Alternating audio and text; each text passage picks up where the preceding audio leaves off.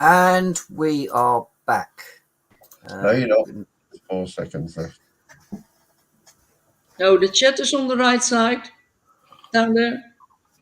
Yeah, you've got you should be able to comment on this one now, because we are live now. So in this one now, you should be able to talk to the people in the chat on YouTube. You can't do it on Facebook, but we can do it to YouTube from here. We've also got a private chat, so we can talk amongst ourselves as well. Ooh. Evening, Danny. Yes, right. So Patriots Talk Part 2, because we've been asking me. I'm a bit thingy about this because I've done this before and I've lost a lot of people watching. But I'm going to stream it to Facebook as well, so people can watch on Facebook or watch on here. But I'm getting a lot of messages about you two. Mr. Lang, everybody's loving seeing you back on. And Rafi, everybody loves it when you come on. So I'm being thinking, are we going to do more of these? And I've been like, yes, we're going to do more. So this won't be a one-off. We intend to do more. Like everyone's saying, it's time for us to all start coming back and saying our things. I think the old guard needs to come back and we need to do things properly, I think. But yes, we're live again, everybody. So yeah, we're just waiting for Gary to come on. I'll put him in when he comes on. Yeah. Sorry, what? Because you was talking about Dr. Bill Warner, Rafi, and your case. I'm talking about Dr. Will Warner, and he was given my speech, and that was the first thing that I had this prosecution, and of course my lawyer knew that Bill Warner was very educated in this field, and that he said, "What do you think of this woman?"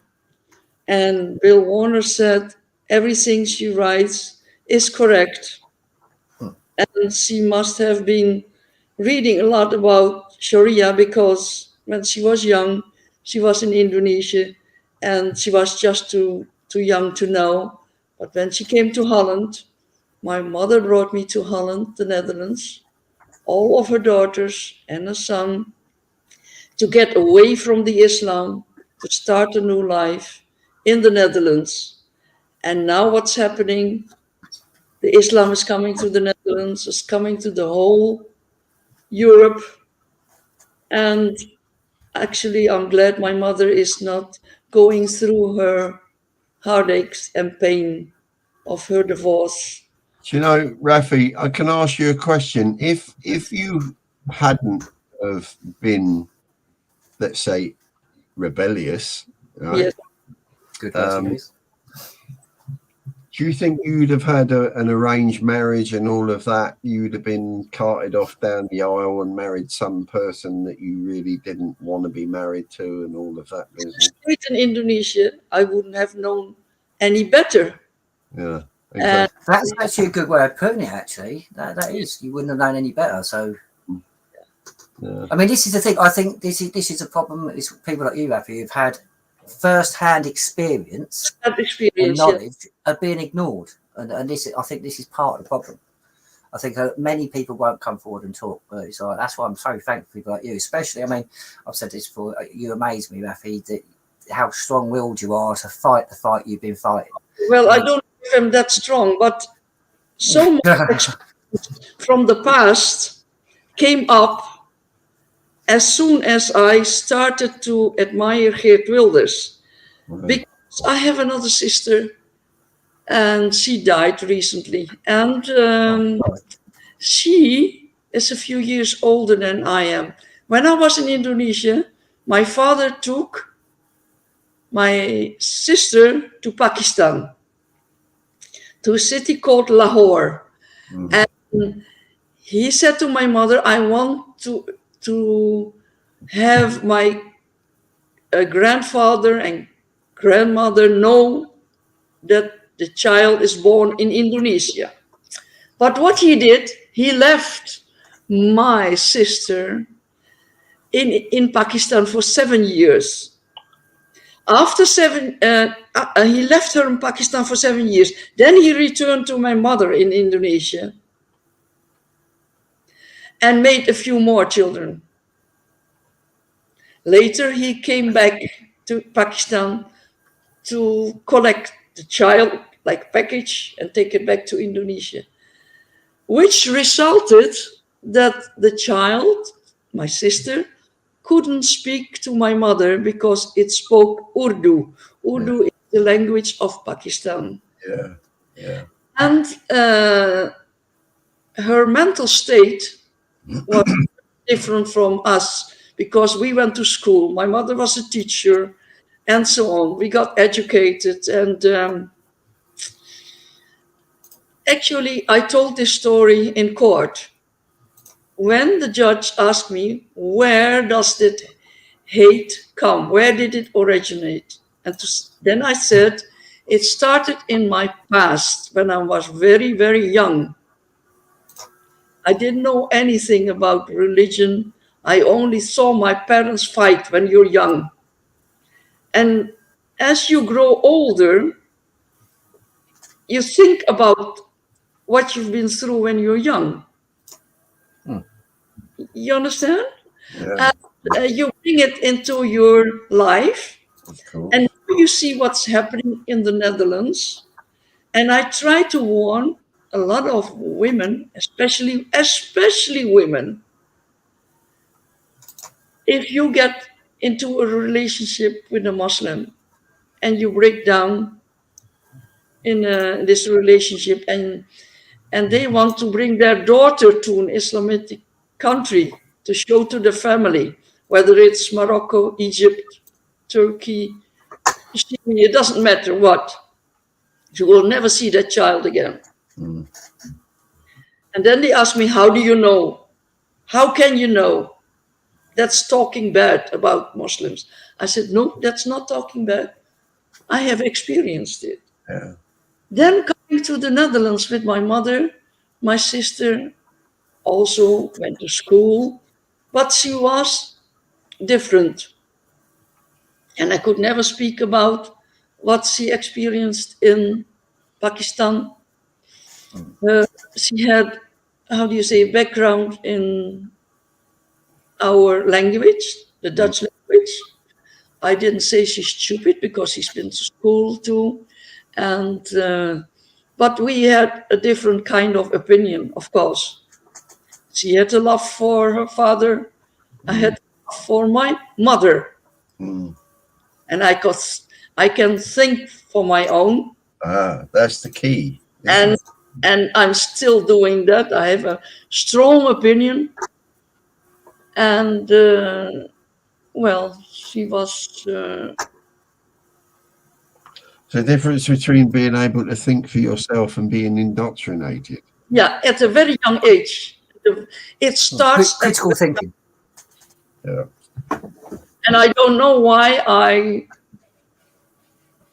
am mentally so strong. You know what it's called, Rafi? I'll tell you exactly what it's called. It's called leadership qualities. Whether you realize it or not, that's exactly what it is. Where certain people are made in this world, whether they like it or not, or even truly understand it, is my belief. And that is where you're able to question things, right? Yeah. You have the ability to question things, right? Now, that might not be. You said the judge said to you, where did this hatred come from, right? Now, I think he chose the wrong word there, right? Because it's not hatred, it's understanding, right? And knowing exactly where those feelings come from. I don't think it's right or fair to say it was hatred. It wasn't. Hate is a word that is used too easy, right?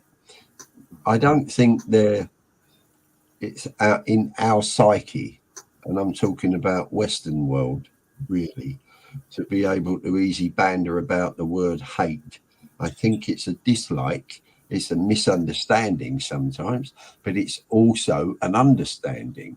So when you see, and this is where I said to you earlier on about, this is where you see your culture being whittled away and being destroyed from the inside out, from the core, if you like. You stand up and you say something. Well, people have done that throughout the decades. They're called leaders. This is why I say we've got many leaders, right? you're a leader, whether you realise it or not. You are, and you've always been that way anyway. That's why. I'm a leader. I was so surprised that my pen or the words that I say that would touch so many people. Exactly. And it touched the people that have not had the same experience as I have. Yeah, well, you've seen it from the inside out, haven't you? You've seen both sides of the story, but they're the best people to listen to in the world. Yeah. Right? Where you get people who've got both sides, you can explain that to everybody from both sides, right? They are rare, though. That's the problem, right? There is a group in the Netherlands I haven't talked about it in court because they wouldn't listen to me, but there is a group, and it's women that have left Islam, and they are a certain group, and they got in touch with me and asked me to speak with them, but they were so scared. You wouldn't believe it. You know? First they get in touch, and then they said, no, not. And then they said, can you talk with us? And would you talk in church? Then I said, no, I'm not the kind of person that talks in the church. I will talk in public. I will talk in a demonstration. I will talk in a studio. I will talk with journalists, but I will not talk in church. And they asked me, why not in church? Because, and now I understand why they asked me. You know what? I was being tested, which I was tested whether I was true to the things that I speak of. Yeah, I suppose. Yeah. It is very strange. It is. I know they are so scared. Well, it's like Stephen says, to have people like yourself who have seen it for both sides, who have actually physically sort of got something they can say that you're proof, basically. Many people don't listen to it. I don't understand how people could ignore people like yourselves. You can't ignore people like yourselves because you have first-hand experience. And now most of the people, especially on YouTube, some of these YouTube channels, they always go on about people, things you don't know, you've never experienced it. But when someone like yourself comes on, often you'll be dismissed because it's not what they want to hear. But you are a first person, literally a primary witness of the effects and what does go on. It makes you dangerous. And what the government is doing is saying that I'm a danger. And what I have said in my speech actually it should be it should be regarded as a compliment for the government, because you know what I said? I said the most important thing of the government is to protect its own people. Exactly. How can you attack? How can you say that I am a threat to what I say? Because I was treated as a criminal. That's what I said to the judge. I said, you treat me as a criminal. That's the hypocrisy of it all, because they promote free speech and they say, oh, we should allow everybody the right to free speech. But as soon as you cross that line and you say something that they don't want you to say because it goes against their narrative, that's the problem. So you see, it's hypocritical of every government anyway to turn around and say that they protect free speech. Yeah, and but this is like yourself, they shut you down, you see. It was a prosecution by the government, not by any Muslim organization. It is actually the government that, of course it is, that prosecuted me. Actually, they should pay me money for all the. Well, they did. They give me money back for the cost of the lawyers, but so they should. Compensation should have been awarded too. You see, a compensation for what they did. Yeah. But my lawyer said, leave it alone, Rafi. Leave it alone now. Because you've gone very far. But the compensation cannot be rewarded actually in money, because each time the telephone rang, or police on the door, or taking me to prison, taking me to the office to be questioned, and so on, which takes place not one day after the other, but Right. 6 months later, one court later, next court later, thrown off Facebook completely. The other side of it, of course, is it whenever they do that, it sets a precedent. So, that means anyone else that comes along after you, it will get the same thing. So they can't do that. That's why they won't do it. That's really the long and the short of it. That's the reason why they won't do it.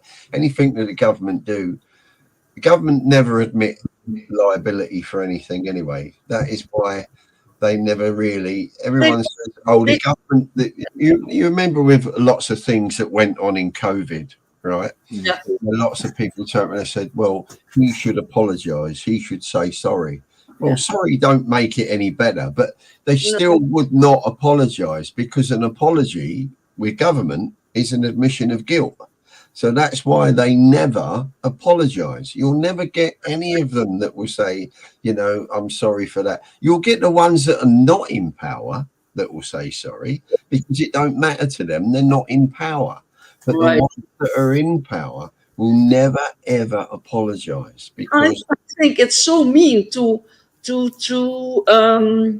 use your power to manipulate somebody with words and try to trip out something out of me, and they succeeded in me being angry. Well, that's the beauty of the English language. You see, it can be manipulated against you. Stayed correct ever. You know what? I stayed correct.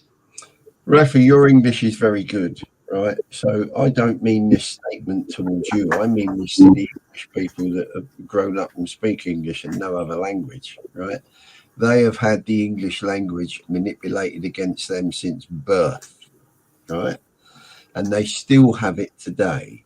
It's done all the time. It is common knowledge to people that have got a little bit more of a little screwed on up here, right? But the education system changed from true grammar to what you call legal grammar? Yeah, but it's you know as well as I do. It's they say it's the most difficult language to learn for someone who's not English, right, or never been born in the English language. Yeah, maybe it is, because there are certain words that mean the same thing but they're spelt differently. So you've got it's about grammar rather than the actual word itself. Plus, every word has between 8 and 16 meanings depending on context and stuff like that. So. But then that wasn't actually done deliberate. That was down to hundreds of years of how they've manipulated it. But you know yourself, there is a language that they use in court, and it's what do you call it, isn't it? What's the name for it? Legalese that they use in court, right? The language of the law society. Well, yeah, it's a word. It's wording that the judges and the barristers and the solicitors use. They use, yeah. While you're in court. As I always tell everybody, if you get an Oxford Dictionary and you get an Oxford Dictionary of law, you'll have the same word, but they'll have completely different meanings. Yeah. The legal meaning will be completely different to the actual English meaning. This is why people need to understand, barristers and judges and everything. They all work for the same boss. Yeah, what I did sometimes just say, "What do you mean?" Yeah, exactly. But they in normal language. They won't explain it because. But then it gives me time to think. Yes, of course. But you see, the thing is, right? You think when you're there anyway, and you've got a solicitor or a barrister working for you, they're not really there for your benefit. They're there for the court's benefit. They're there they say they're there to get you a deal, yes, but ultimately they're there to get a better deal for the court, not you. So do you think so? you know, Don't- yes. and this- I.e., they no longer act as the defendant or anything; they act on behalf of.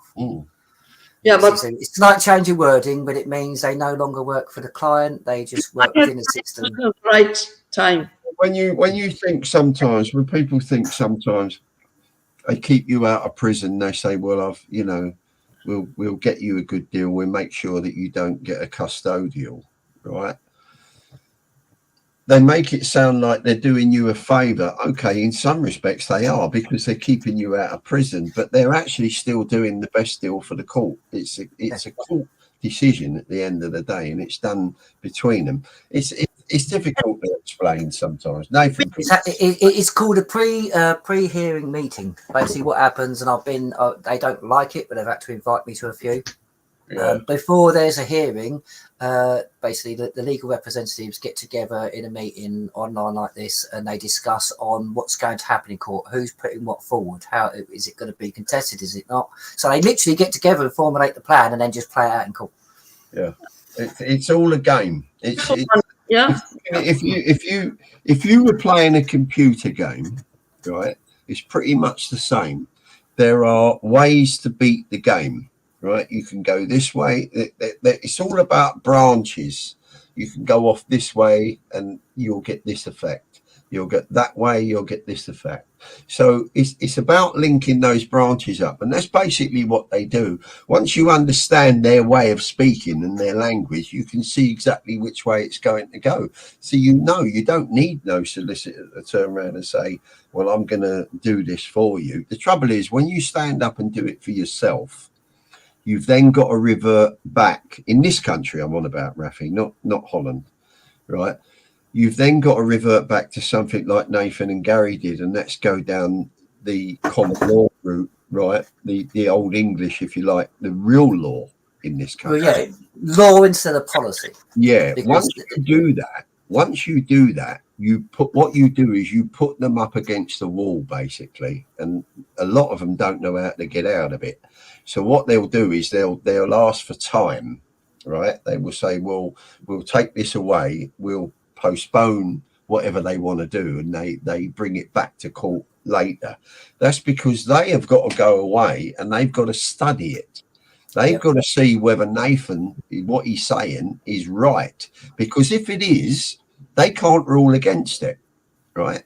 So they then will either not rule against it, right, and they'll just throw it out, which is 9 times out of 10, that's what they'll do. Yep. Or they will just refer it to a higher court because they can't deal with it, right? Because they're not educated enough in common law and English law. They're only educated enough in corporate law, if you like. And in my case, it's a mixture of trust law, contract law. It's very deep. It's very, very deep. It's a deep subject. It's like I said to you earlier, right, when everyone was on. People's attention span is very short, right? And our memories are terrible. And that's the problem, right? People that have got very short memories, they don't realise. All these people now that are thinking, oh, well, let's go out and vote Labour because the Tories are so bad. They've messed everything up since COVID. And they're not wrong, really, right? But they honestly think, a lot of them think that, and I'm not talking about just the 18 to 25-year-olds who know no better because they weren't born, right? They honestly think that that is the cure-all. It isn't. And this is this perpetual circle of bullshit that has gone on for many, many years, right? And they call it democracy, right? This is the joke of it all. It's not democracy at all. If you had democracy, you would have more of a choice for a start. A lot of people who say, well, we used to have the other little party, wasn't it? What were they called? God almighty. It's been so long since I've even mentioned their name. I've forgotten them. I mean, you could go back to times when we had things like the Monster Raving Loony Party and stuff like that. God, yeah. Used to. how many? The Liberal. There you go. The Liberal Party, right? The Liberal Party. Remember the Liberal Party? Does anyone remember them? They've gone into obscurity. But they used to be, don't forget, they were actually in charge with David Cameron, weren't they, at one time? They was, yeah. Indeed. It was, but people have forgotten that. You see, this is the thing, right? People have got short memories. They don't remember. And not only that. And if they forget COVID, it will happen again. And that will be, that will be the next thing. Gary's coming out of the hall, out of the fog. This is the problem, though. We won't have elections or anything soon, because if the amendments to international health regulations, the pandemic treaty that's been signed in secret behind our backs, we won't have elections if they call pandemic, and the pandemic, there'll be no elections. There'll be nothing. They even state in their own documents that the right to dignity will be waived. That is a very nefarious document. It's the amendments to the International Health Regulations of, I believe it's 1995. There's actually a video of me and Gary going through some of it. We're going to finish it actually on this YouTube. But you've got the pandemic treaty. There's 3 documents that are actually going to completely remove privacy laws and any dignity or any right. This is why I keep saying to people, if you use human rights, they already state in the preamble that they're only to be taken into consideration. So human rights are not secure. Your unalienable rights are, but human rights are not. So the more we keep moving over and agreeing with what they're doing, saying, well, that's right, I'm going to use this. You're using their tools that they can take away from you whenever they want. It's like going onto site, not having your own tools and borrowing your boss's tools. If your boss decides you're not using his drill, you haven't got a drill. I think World Health Organization is trying to get another sort of COVID. They will do it. Oh yeah, they've already planned one for 2025. I believe they've done the same as Event 201. I believe it's called Dark Winter, if I remember correctly on this one. But it's Disease X thing, or SEERS, SEERS. That's I think the next one's planned for 2025. I honestly think it will be quite a long time before they would ever pull that stunt again in this country, right? Not if the amendments that go through, because they have carte blanche to do it. Well, listen, I think if they were to do that too soon, there would be too much of an uprising and a total disagreement with it. I don't think they'd be able to pull that again too soon. But if you're talking about in a few years, maybe, right? But the problem now is I don't think this government could ever really sort of sustain that anyway. I don't think they'd get away with it because it cost too much money last time and there was too much fraud involved. What's important to this government and the one that says that they're going to be in power next is all about their political status at the moment. It's not about trying to force the public into being locked in and doing all that nonsense again. I think there's too much of it's too close to the next general election, right, for anything like that to happen. If that was to happen again, it wouldn't be for a number of years, in my opinion, right? I don't know. If you read the amendments to the health regulations, it states quite clearly that if they basically, and it's already been signed, 194 countries have already signed this, including ours. They signed it last November preliminary in a secret meeting. The document actually clearly states that all power will be put to one seat. So one person in the WHO will have power over 194 countries. That means where money goes, where basically where PPE and that lot goes, they will have control of 194 countries. There'll be no more elections, and that's done. That's being done through international law. They may well do that, but I don't believe they would do that at the moment. They certainly wouldn't do it right now. So they will create fear, a lot of fear, what they did last time. Always the same, isn't it? And a lot of world leaders, especially Europe, will agree. Well, literally, most of the Western leaders have actually basically graduated from the World Economic Forum University. But for instance, Klaus Schwab openly a number of times has actually boasted, and it's even on YouTube. You can watch him on YouTube. So he's openly boasted, said we've infiltrated every single government, every single authority across the globe. He boasts about it. That's why our politicians are the way they are. They are part of the WF. Their allegiance is to WF and their view for the future. This whole Great Reset. Basically, the whole centralisation of all the world's resources, that includes minerals, water, everything. And they're all for it, and they're all pushing towards it. This is why I keep saying, if people understand all this, you wouldn't want to vote. You would not want to be ruled or governed by these people, because they are not going to stop what they're doing. And consenting to what they're doing is just allow them to do it further. Can you remember what happened in Australia? Terrible things I've seen. Yeah. What happened? How the police reacted on people that didn't want the vaccination. It was terrible. Do you know that's what always surprised me. I always thought that the Australians would be more inclined to reject anything that happened over there, because of the way they are. They're pretty much bullish people, right? I thought they would never lay down and accept it, but in fact that's exactly what they did do. I was quite surprised about their reaction, actually. I thought they accepted it a little bit more easier than what I was, that what I thought would happen, to be honest. So I was quite surprised in their reaction. But then, like you say, the problem is fear is what people fear itself, right? And that is very difficult. Once people, it takes no time whatsoever to put fear in people, but it takes a long time to get it out. And that's the problem. That is why now, when they did all that, the COVID business in this country, it never happened before, if you like, right? Basically, it was the flu anyway, and we all know that. Yeah, COVID is an upper respiratory disease. It's actually, well, it's all it was, really. Found in the 1950s.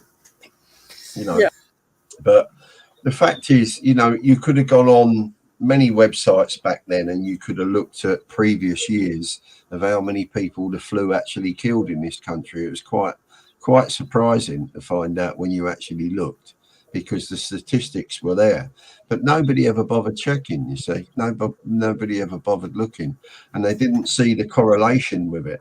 Okay, they turned around and said, well, there's this flu pandemic coming. There was a flu pandemic, without a doubt, but it was There's only a flu pandemic every year.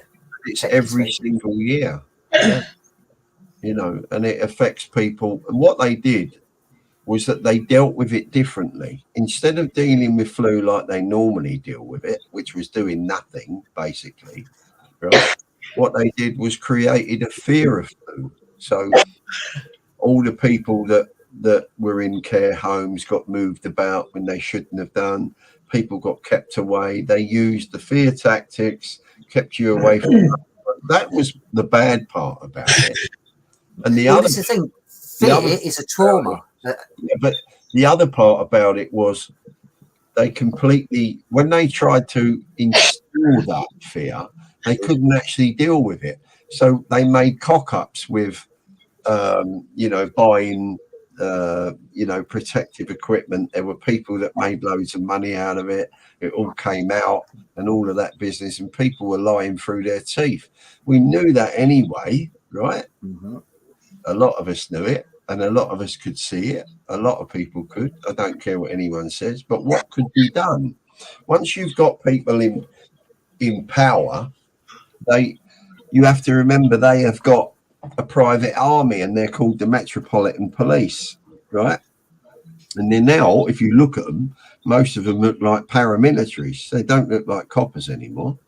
Right. So at the end of the day, you've got to get them. Funny enough, you say that. I actually had this discussion in one of the appeal courts about the uniform and the fact that it's not standard constabulary uniform. So therefore, basically, there is a difference between a constable and an officer. Yeah, I had a very big conversation with an appeal judge over this, and yeah, there is a difference. Well, they can't. This is why they're in cars all the time, because they carry so much equipment now. They can't run. Right? So you saying that, I spoke to many constables, and do you know an interesting fact? The reason why they don't wear the belts and things like that is because later on in life, a few constables have had some back problems.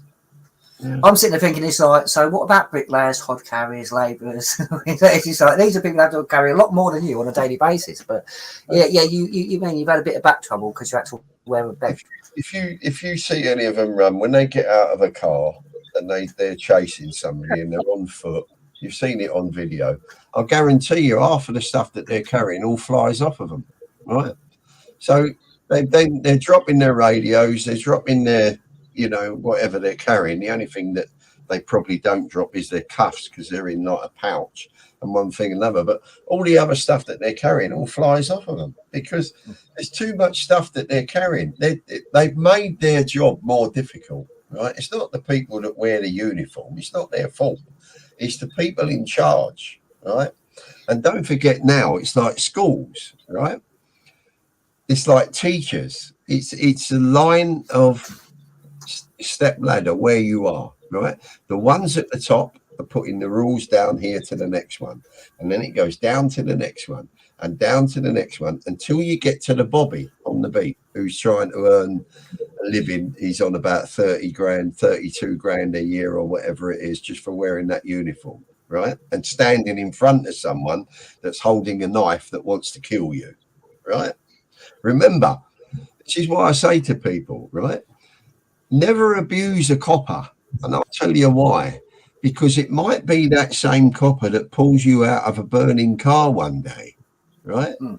That is why you should never do it, right? Now, a lot of people don't realise these constables, their starting wage is about £13 an hour. And as you said, they're putting their life on the line, going up against people with knives who have got mental problems or high on drugs for £13 an hour.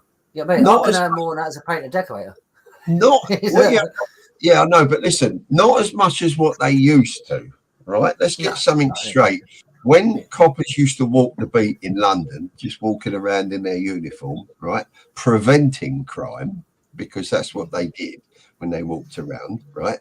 That meant if there was an opportunist thief walking around and he's got it in his mind already, I've got to be careful because a copper might walk up here, he might catch me, right? That doesn't happen anymore. All he's got to do is wait for the patrol car to go round, right? As soon as the car has gone, he knows then that car ain't going to come back again probably until the next day. So he can do whatever he wants. So unless he's caught on site and somebody reports him and the police car turns up, he ain't going to get caught. So there's no crime prevention anymore in this country, right? So if you think that you look at your council tax bill and it says there how much you're paying for policing, right? That's what we need back on the beat. Yeah, you're quite right.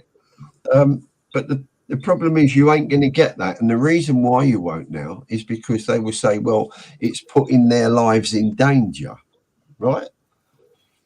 Well, hang on a minute.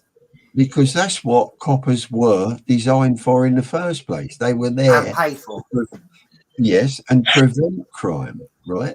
So they've changed all that now, you see. So the whole thing, like I said to you, they're not crime prevention anymore. They are nothing more than a reactionary force that turns up if you're lucky. You know, if something's going on. It's like we were saying earlier, when it was a constabulary, it was a preventative measure. Yeah. Then it changed to the police force, and that's when it became a truly reactive entity. And now it's a police service. It's even more reactionary, but it's reactionary on a lesser level. What makes me laugh is when they turned around recently and they're saying, we're putting 20,000 more policemen, right, in the force. Well, hang on a minute. It's not putting more, it's putting back what Theresa May got rid of when she was Prime Minister, because she got rid of 20,000 policemen, right? She got rid of 20,000. So all they're doing is putting back what they had before. They're not putting any more out there. They're only putting back what there were at the time. they do the same with things like benefits. They will take £30 off people for benefits. Then in 2 or 3 years' time, they'll give them another tenner and go, do you know what? We're going to be really good, Chuck. We're going to give you an extra tenner. You're still 20 quid short, but most people think, oh, blinding, I'll get an extra tenner. Well, there was a lot of hoo-ha recently. I spoke to my energy company, which is EDF, by the way, right? A French company, right? And I spoke to a guy there. He wasn't even aware that I no longer qualify for the cold winter payment of 150 quid or whatever it is per year, right? And he said, well, how comes you don't get it? He said, I thought everybody gets it. This is EDF, by the way, right? And I said, well, some of us don't get it anymore because the government have decided that certain places where we live are too small, so we don't need it anymore, right? Yes. So if you live in a 4-bedroom house, you'll still get it. But if you live in a bedsit or a small place, you don't get it anymore. So the government saved billions by doing that. But I think they tried working it by volume, wasn't it? Like square foot by volume of how like between whether it be a radiator and stuff like that. You know, at the end of the day, I live on the end of a ground floor, you know, like a terrace lot. Okay, so that wall is always cold because it's the end one. I'm not in between the others, so right, I'm on the end. So they don't take that into consideration, the fact that you're on the end of a terrace or whatever.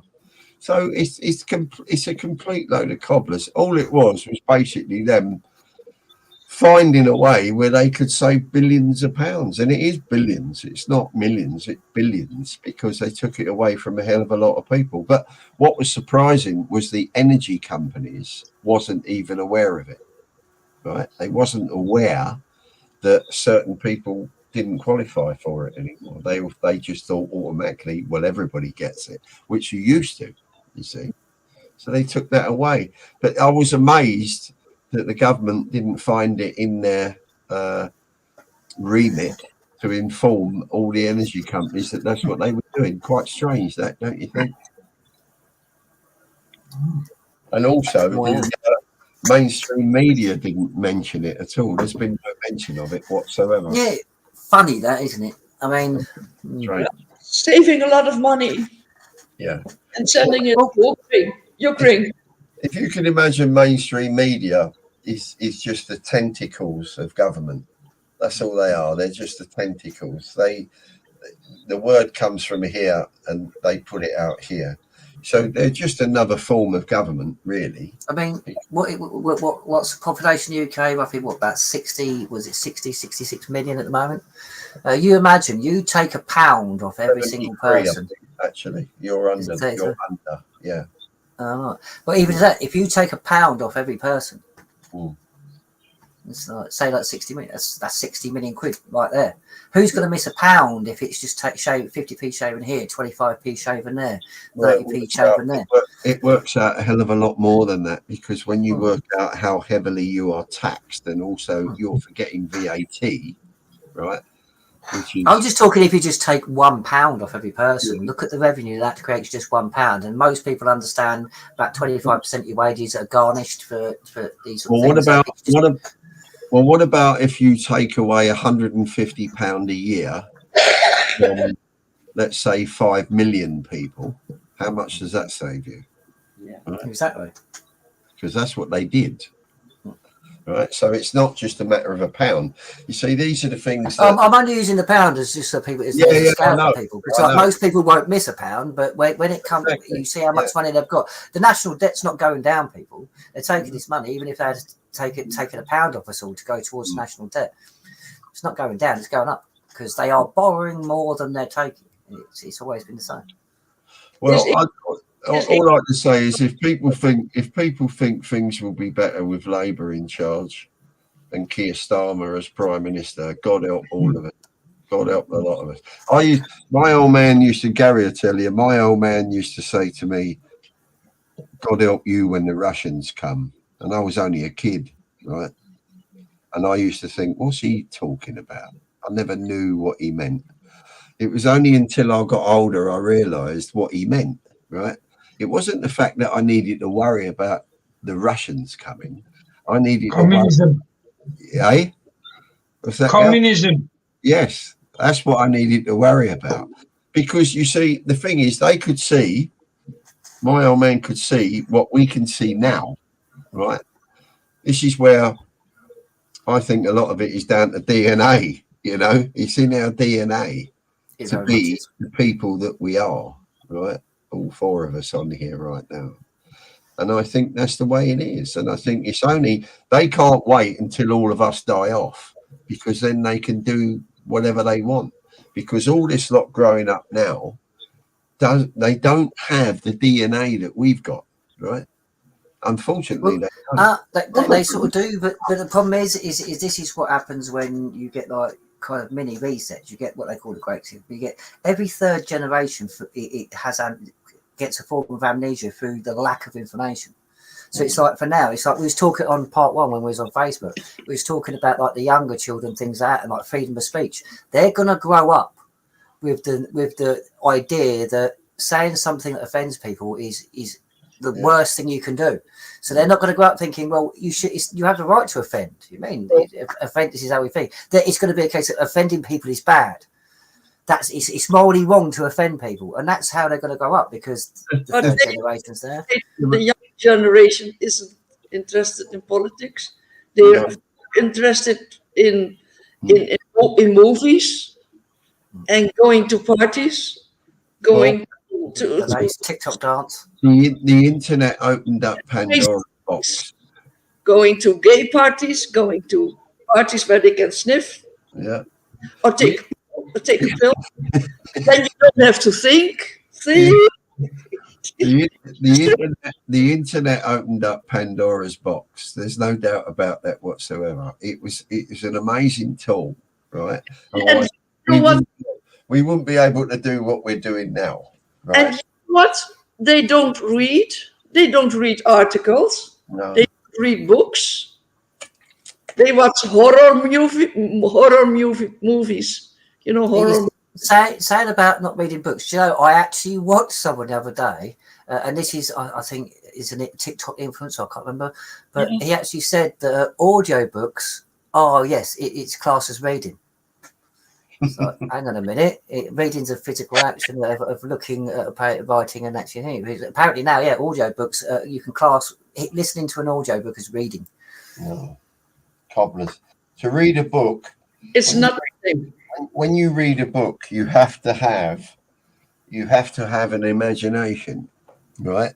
Yeah. When you watch a movie or you listen to an audiobook, you don't need an imagination because it's done for you, right? That's the whole part of it. It's the same with government, right?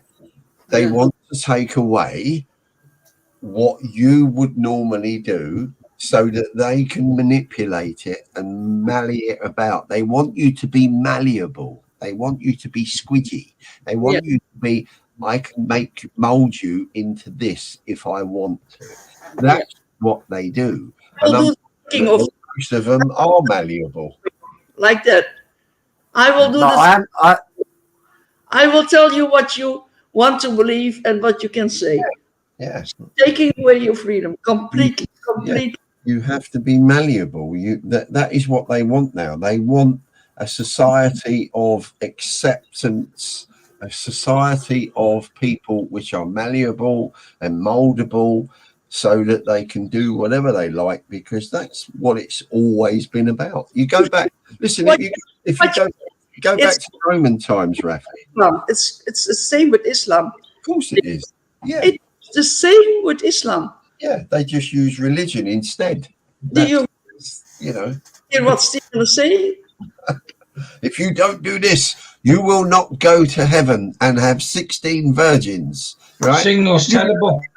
You'd be lucky to find 16 virgins in the whole of London.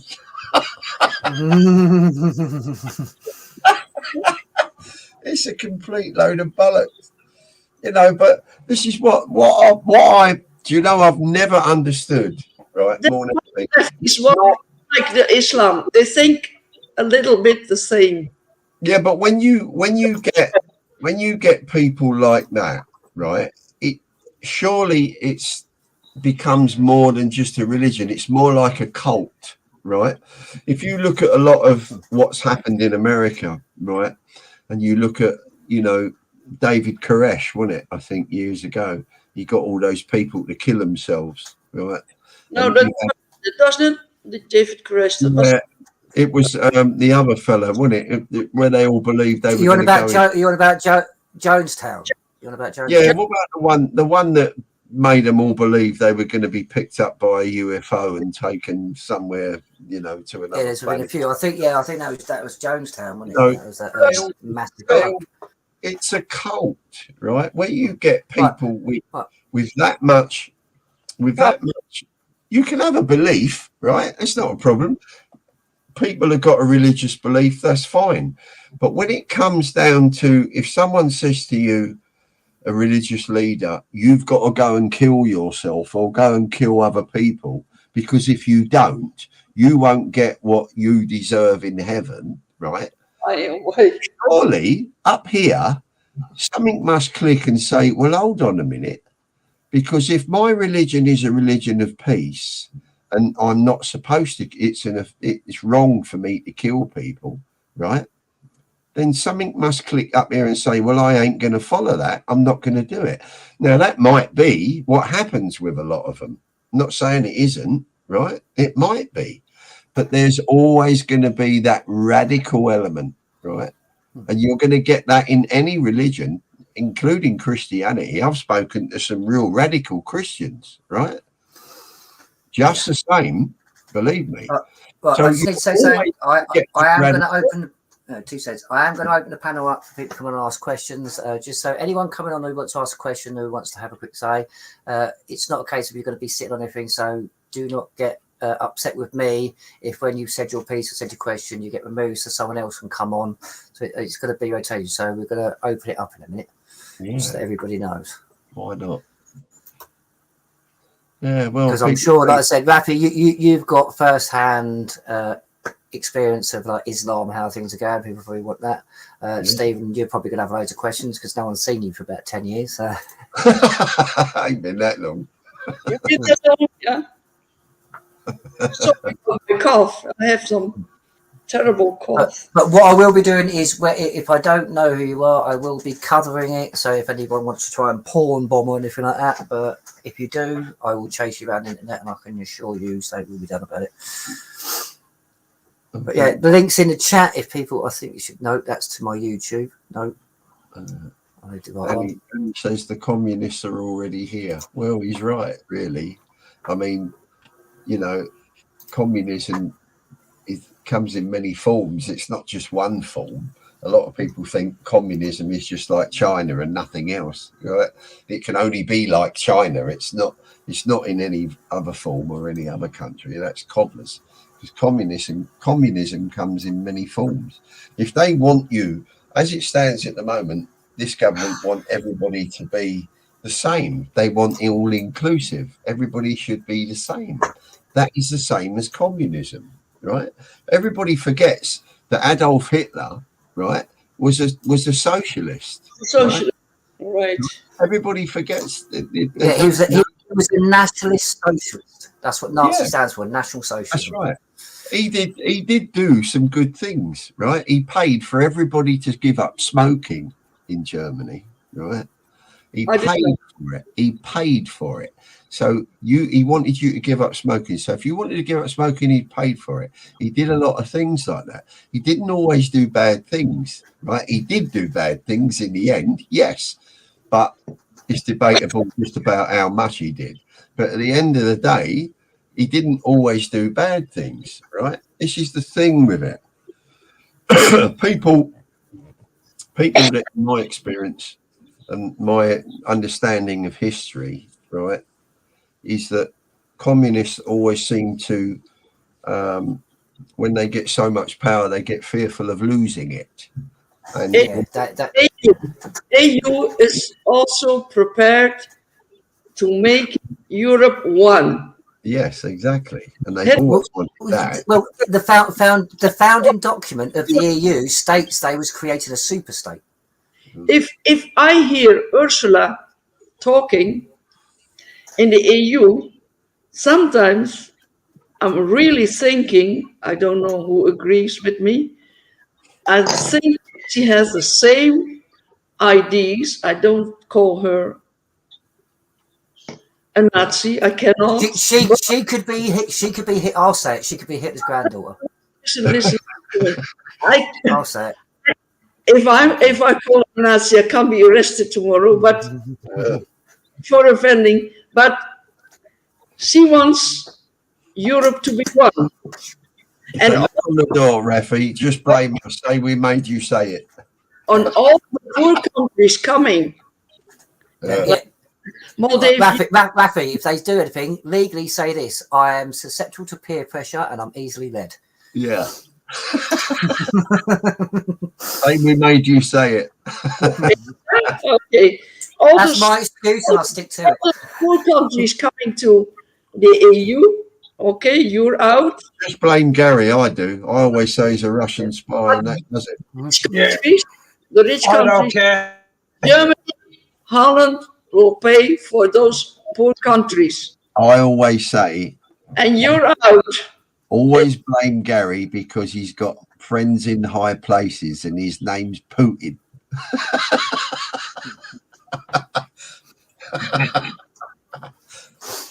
I don't know. What are we going to do with you, Stephen?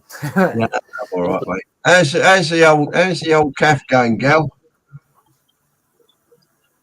It's doing very well. Good. Absolutely brilliant. I was got to get back over there now, hopefully by the end of April. But like I keep telling people, when I'm over there, when I'm in Belarus, as you know, if anything happened over there, really happened, I'd be the first one on alive, telling people the truth, what's going on. But I don't see nothing like that when I'm there. Not a thing. If it was me, I'd be hiding down the fucking cellar, mate. So you know what I mean? Rather than lies. Yeah. And I've done lives, in the street. When I've been on the lives with you, we've been there talking. I've even gone to the window and gone, there's nothing happening at all. I'll tell you what. You've always had the best internet connection in the world when you're back in Belarus. When you come home, it's crap. That's all I said. I was in Belarus, and I'm like an hour away. My internet's shit. Yeah. When I'm 2,000 miles away in Belarus, you never have a brick. I know. Even now, you're cracking up. And don't forget, we're using 5G. We use 5G here in Belarus. It's 4G max. I don't think 5G is actually being used. I think we're still on 4G. But it's like, I can be in Gary's house. If I walk from his sofa to the kitchen, I've lost signal. Yeah. It's one of them. But this is the thing. But yet we can receive, I'm not sure if 5G is piggybacking off the hydrogen thing, but we can receive a perfect signal from a rover or something. But that's what, 36 billion miles away or something like that. But yet, from Gary's sofa to his kitchen, a no-go. Yeah, exactly. Bermuda Triangle. There's a Bermuda Triangle in the middle of his living room. You look at the things that goes on and then how they try and make it and what people believe. You can't get a signal, your phone keeps going off, but then they can find the moon. Nixon found the moon. Hello, guys, they were perfect signal. Yeah, everything's fine. And then as soon as they end that phone call ends, you go outside to make a phone call, you can't hear your mates who's 200 yards down the road in a pub. It's ridiculous. Yeah, exactly. Unreal, wasn't it? That thing that's been, what makes me laugh? I watched the program the other night, just changing the subject somewhat, right? Just for a second.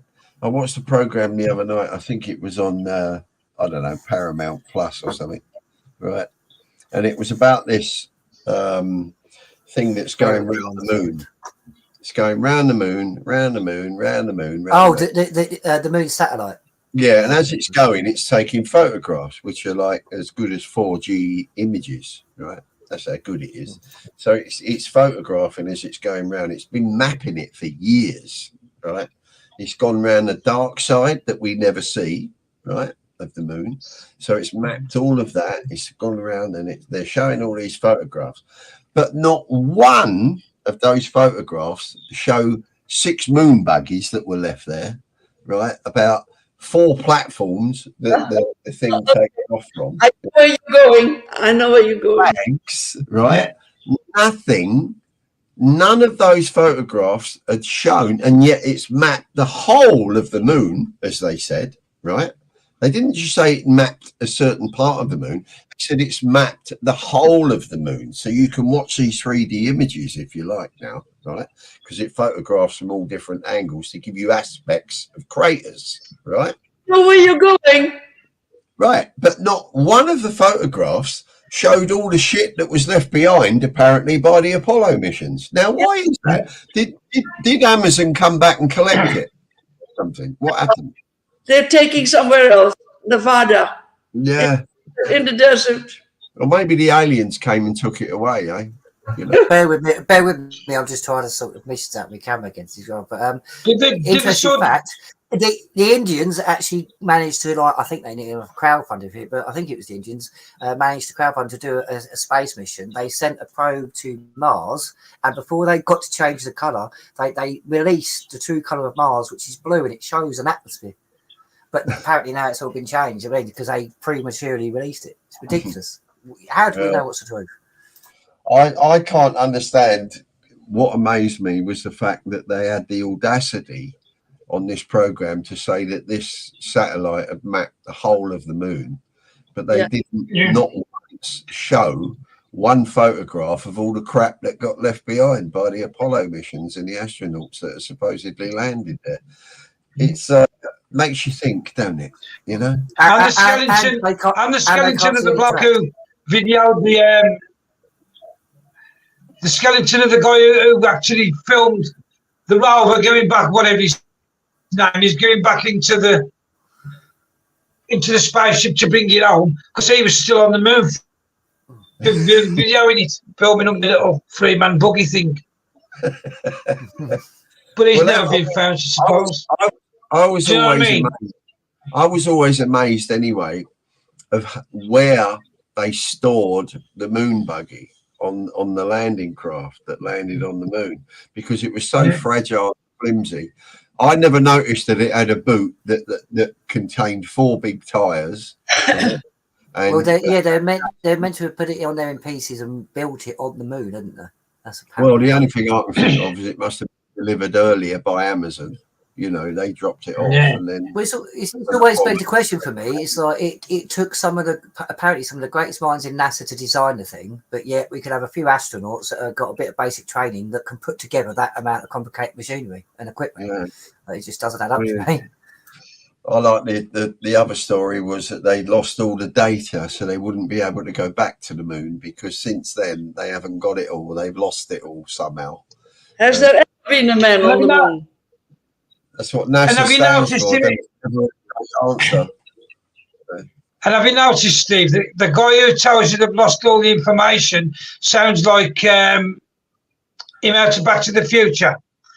Yeah. George McFly. The professor. No, you know George McFly, Marty McFly's dad. Oh yeah, McFly. Yeah. If you listen to the guy's voice, it tells you they've lost all the technology. We can't go back. It sounds exactly the same. His voice sounds exactly the same as George McFly. Yeah, it's very strange. You know, I mean, it would be great. I would love it. I would love it if they could prove it. If they actually proved it. Yeah. That, you know, if that satellite actually took photographs, which it should have done, because it, don't forget, remember, the key word is it mapped the whole of the moon, right? So it also took photographs of the side of the moon that none of us ever see, because it's a dark side, right? We never see it.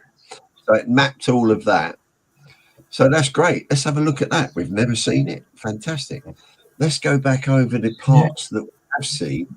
Let's prove all the doubters wrong by showing photographs of all the shit that was left behind and all the tracks that everyone left going around in the moon buggy. That's what I was going to say. Not one photo shows any tracks. It's not. Yeah, even about the equipment. No tracks. No nothing. But they never did it. So what that only tells me that they're just perpetuating the bullshit that went on in the first place. You know, they don't prove it. That's it for me.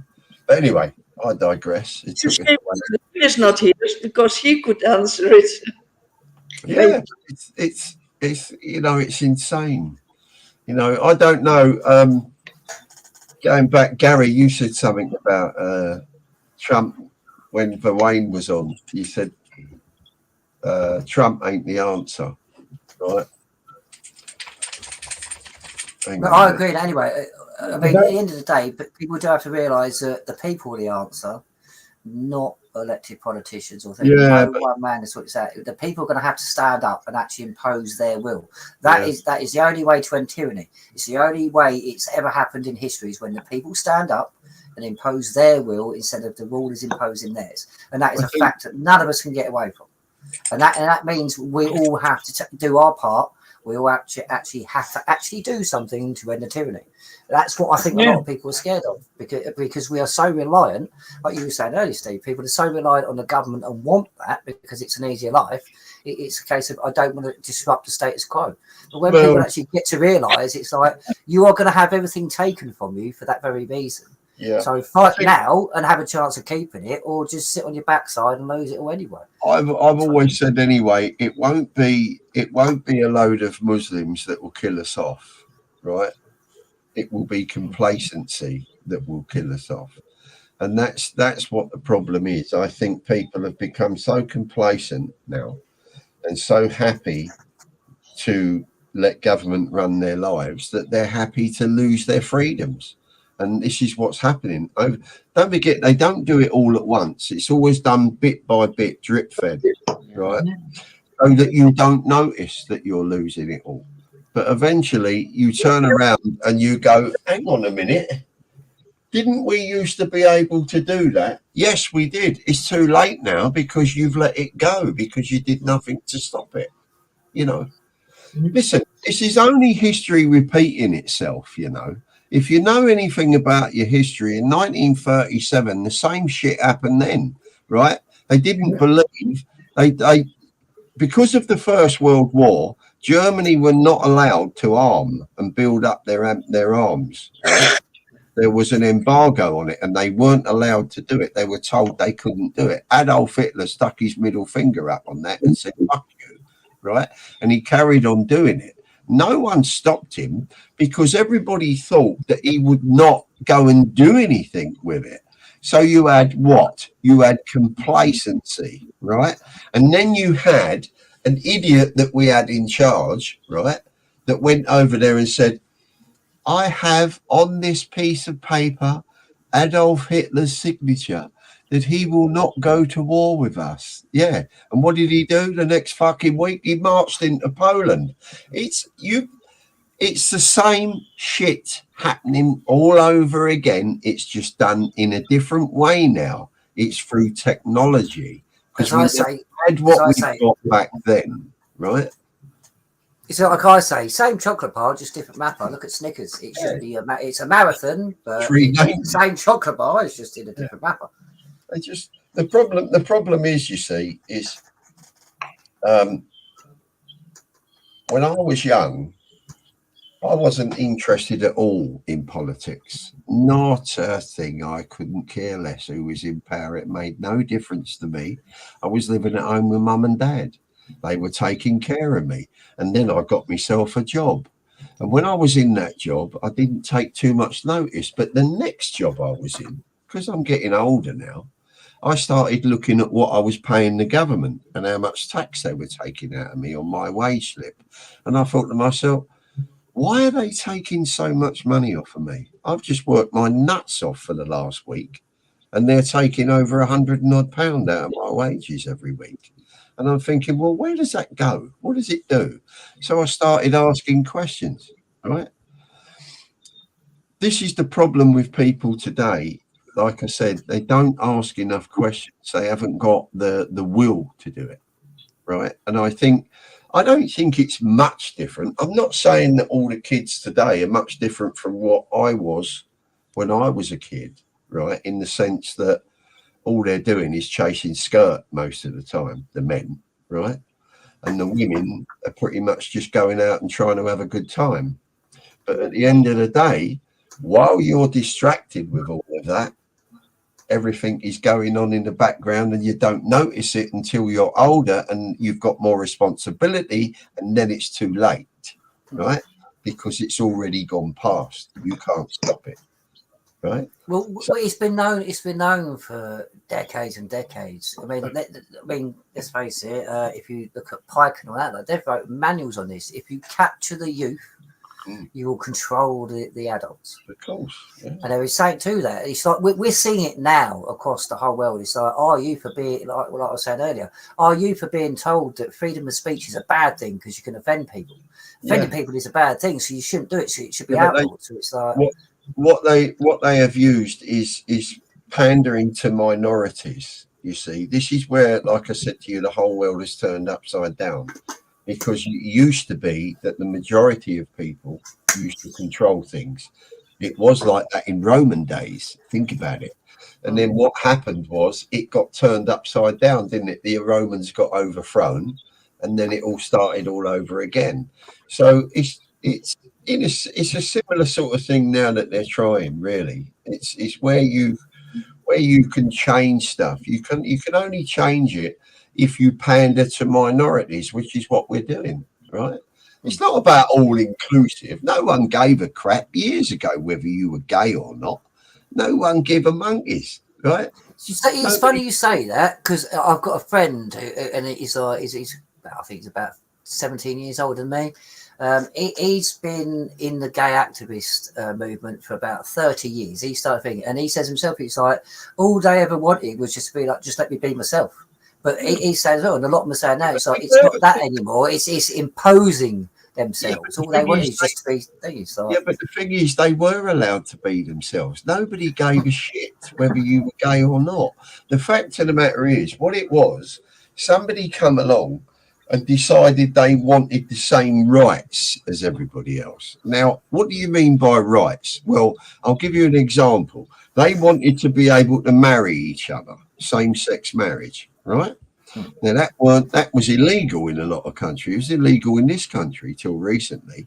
Don't forget, it was illegal to be gay in this country up until the 60s, right?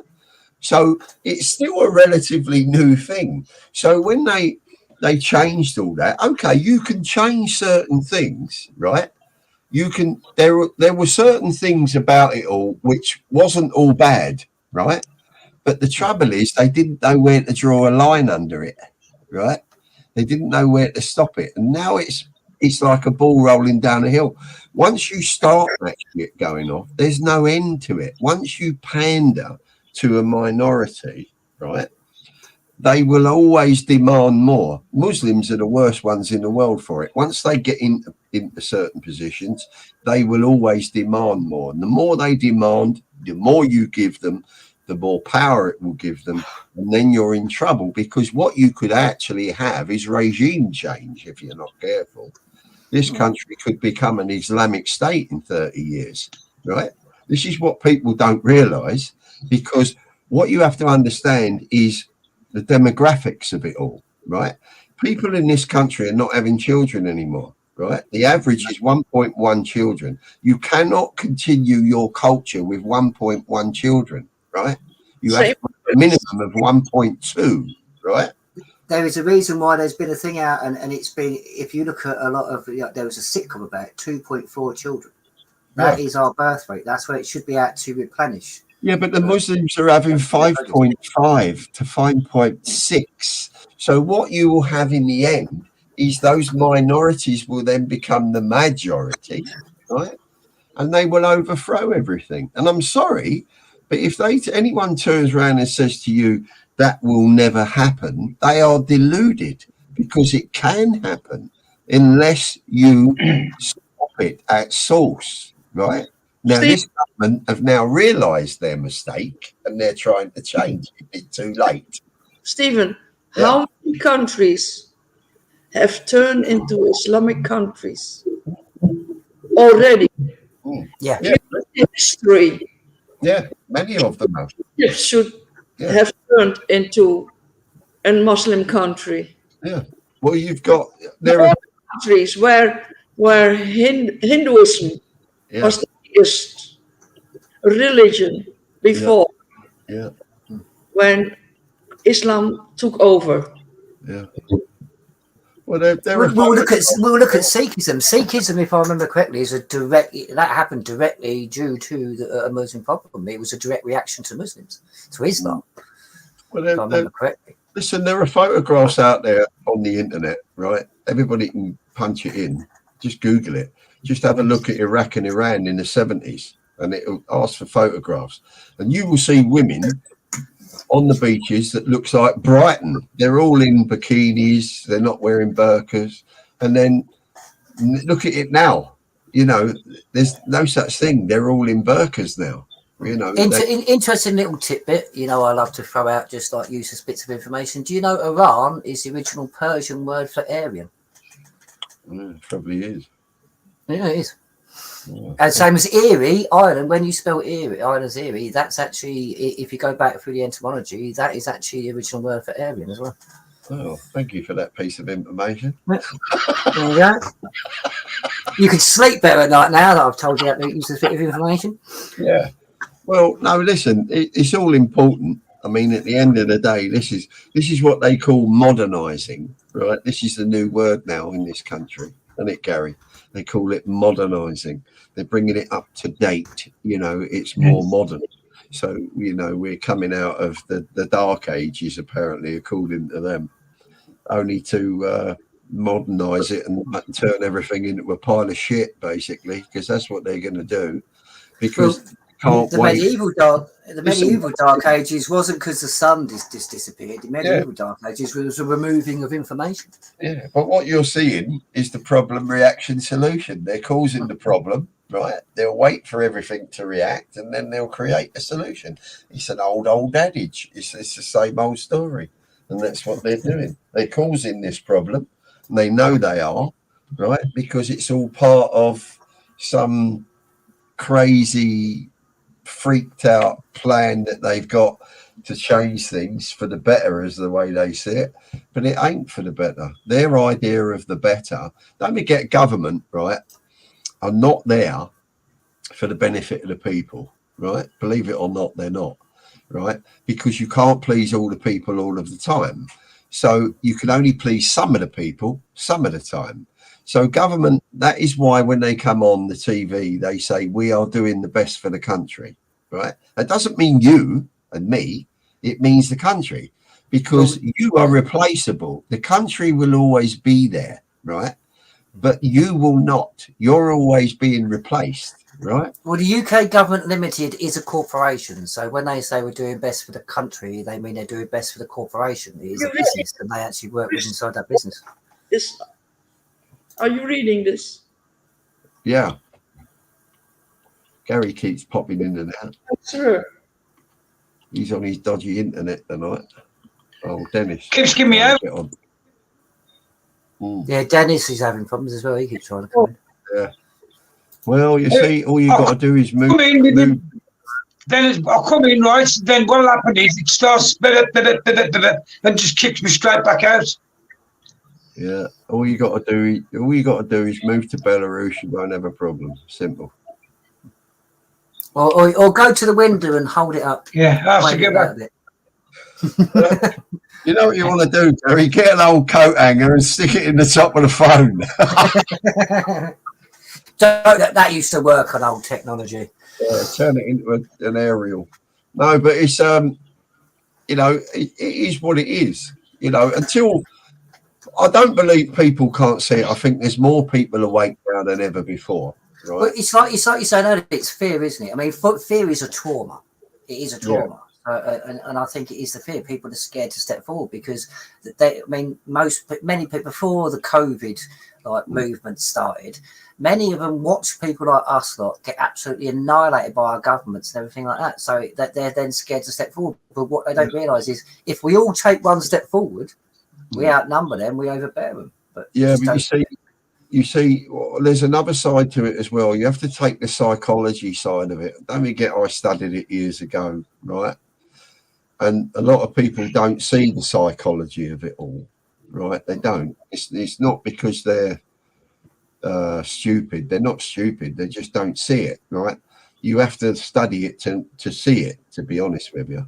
What you have to understand is this. It's quite simple. Most people don't like to know that they've been fucked over, right? They don't like to accept that they've been told a lie, okay? And that is the hardest thing for people to admit, that they... It's that kind of, you can't trick me. I'm too clever for you to trick. They don't like to know that they've been duped, okay?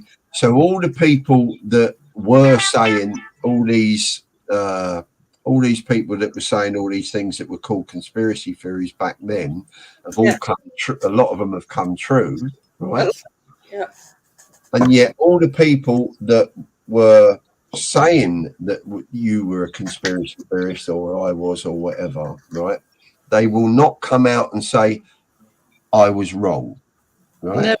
And the reason why they won't do that is, like I said, it's that you've got to understand the psyche of it. The psychology of it is quite simple. They don't like to admit that they were wrong and they were duped, right? So they won't do it. Some people will, but not all. Very few will do it. So it gets forgotten. It goes into the ether of all the rubbish that went on with it. And what happens?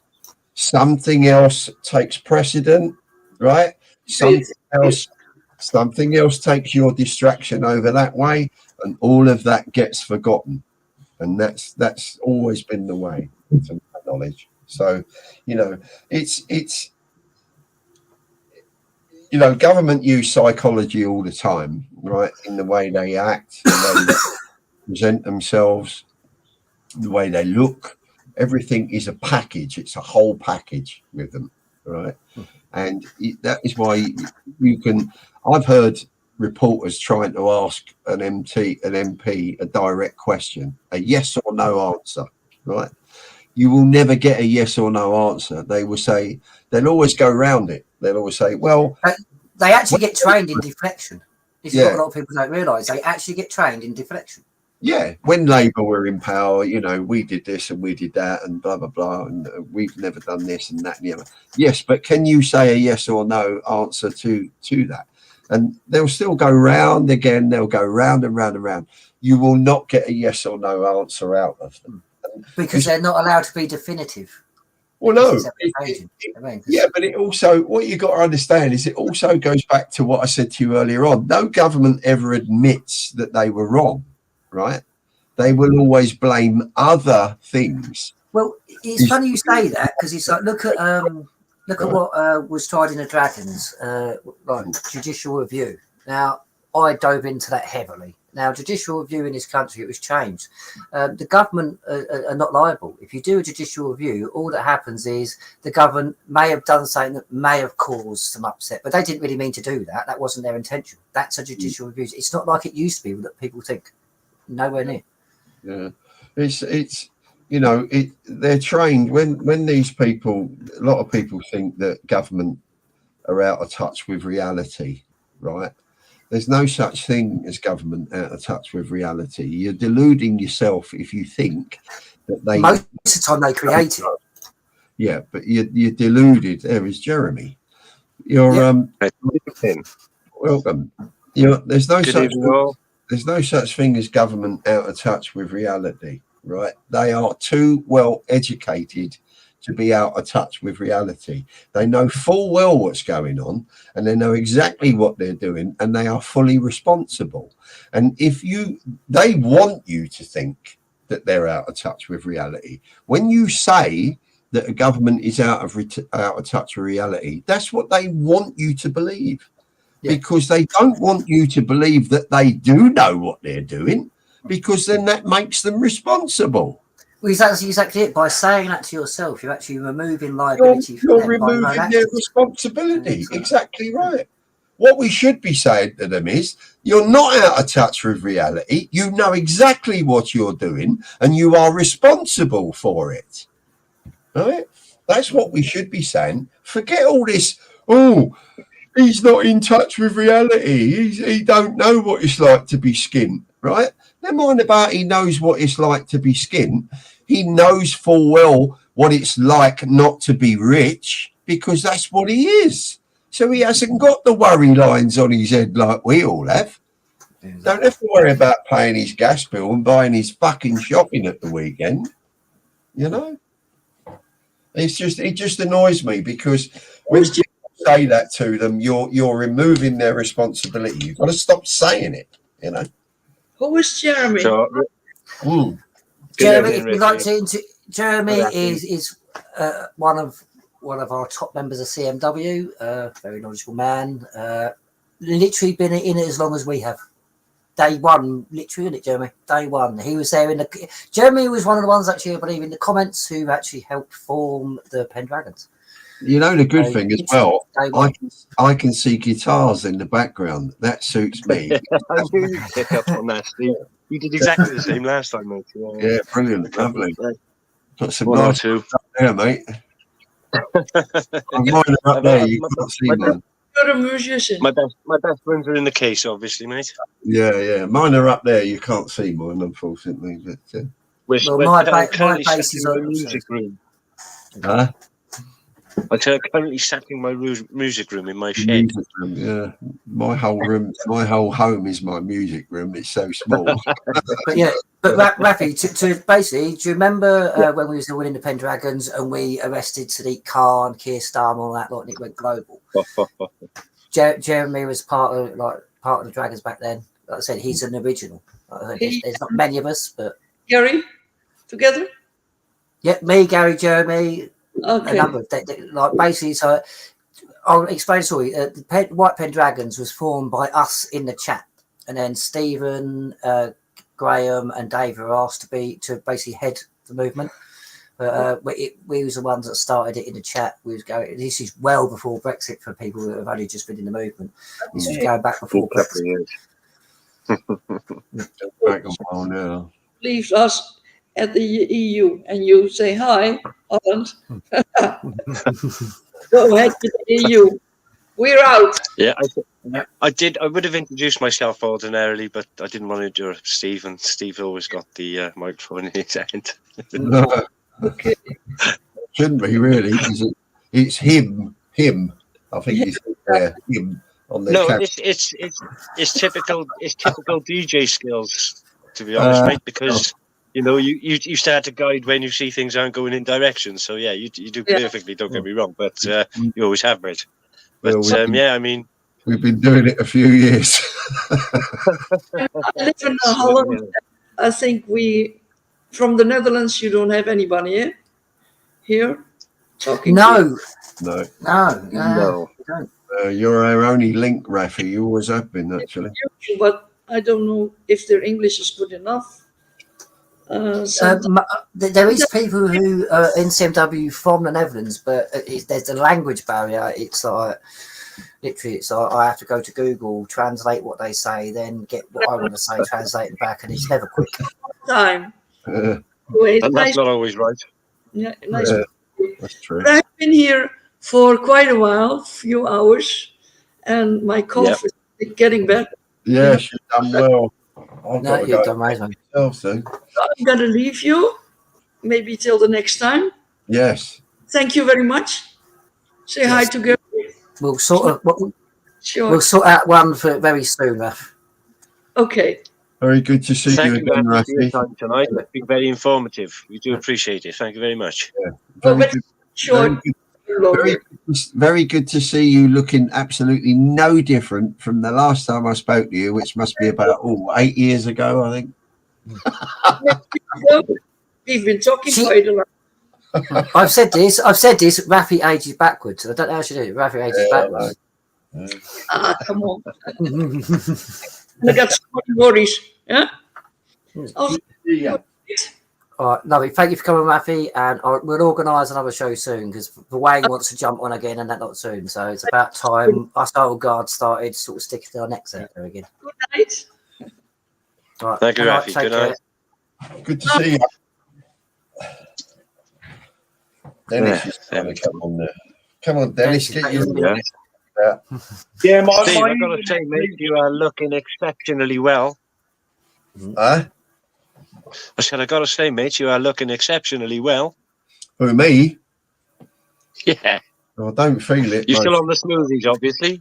No, I'm just extremely lucky. That's all. I'm still here. I have CT scans every 6 months, and that's about it, really. Over the last few ones have come back where it's all still stable. So, I touch wood every time, basically. Yeah. Just one of the lucky I think there's a number of us on this same path, and they're grateful for the days that we do wake up. Yeah. Well, I'm being funny, but every morning I wake up and I think, well, that's another day I've got out of it. I still do it after all these years. I still do it. It's literally my first thought in the morning. You don't get up bloody morning. What are you talking about? Well, you say it, yeah, because most of the time I'm around up reading most of the night, and because I'll start reading like 9 p.m. and then all of a sudden it's 6 o'clock in the morning, and it's like, where did that go? That's all them top shelf magazines made you got to put them under the bed. Yeah. It's because I'm going blind. You mean so it's harder to see the word. I can't read the articles like I used to. You can't read them anymore anyway. They're all stuck together.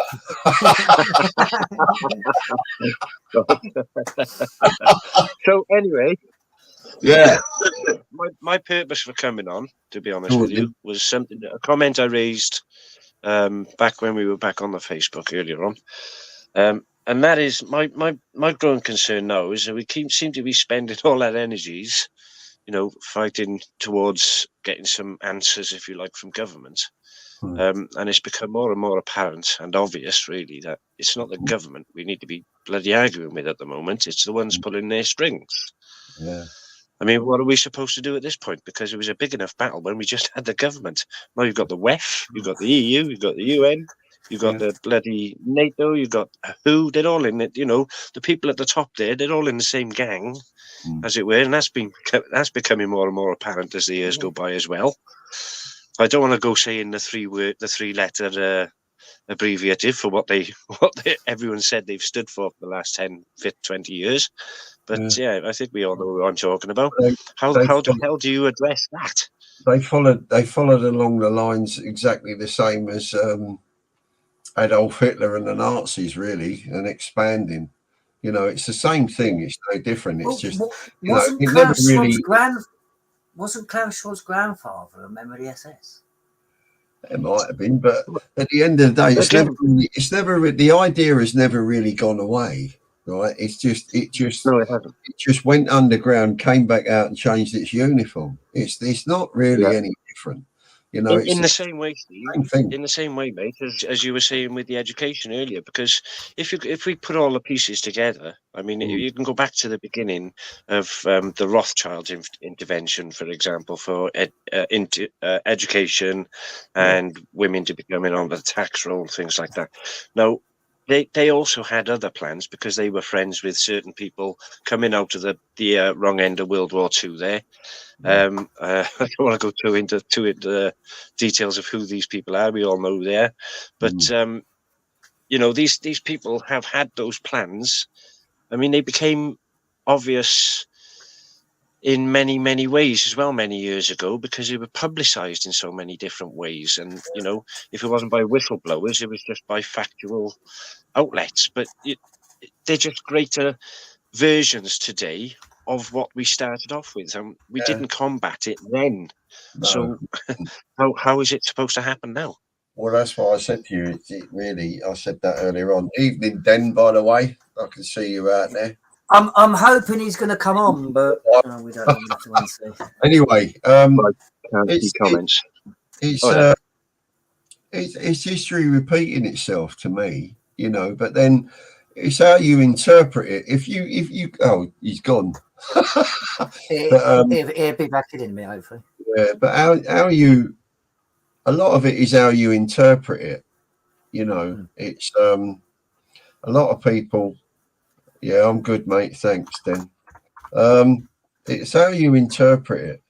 A lot of people can't or don't want to interpret. I think a lot of it is, like I said to you, to me, Nath, it's down to complacency, really. I think people have become accustomed to, just getting on with their lives because they've made it difficult for everybody so much now. you know, that your main concern is looking after your home, your family, feeding your kids, feeding yourself, trying to get by every day, that all of these outside influences, as long as it's not kicking your door down, you leave it alone, you see. But once it's, what they don't realise is, though, mate, it's already kicking their door down. Right? Yeah, no, they're in the house. They've got their feet up on a coffee table. You just haven't noticed it yet. That's the problem. Yeah. But it's like you said earlier. We used to have things like pubs and places where we'd gather.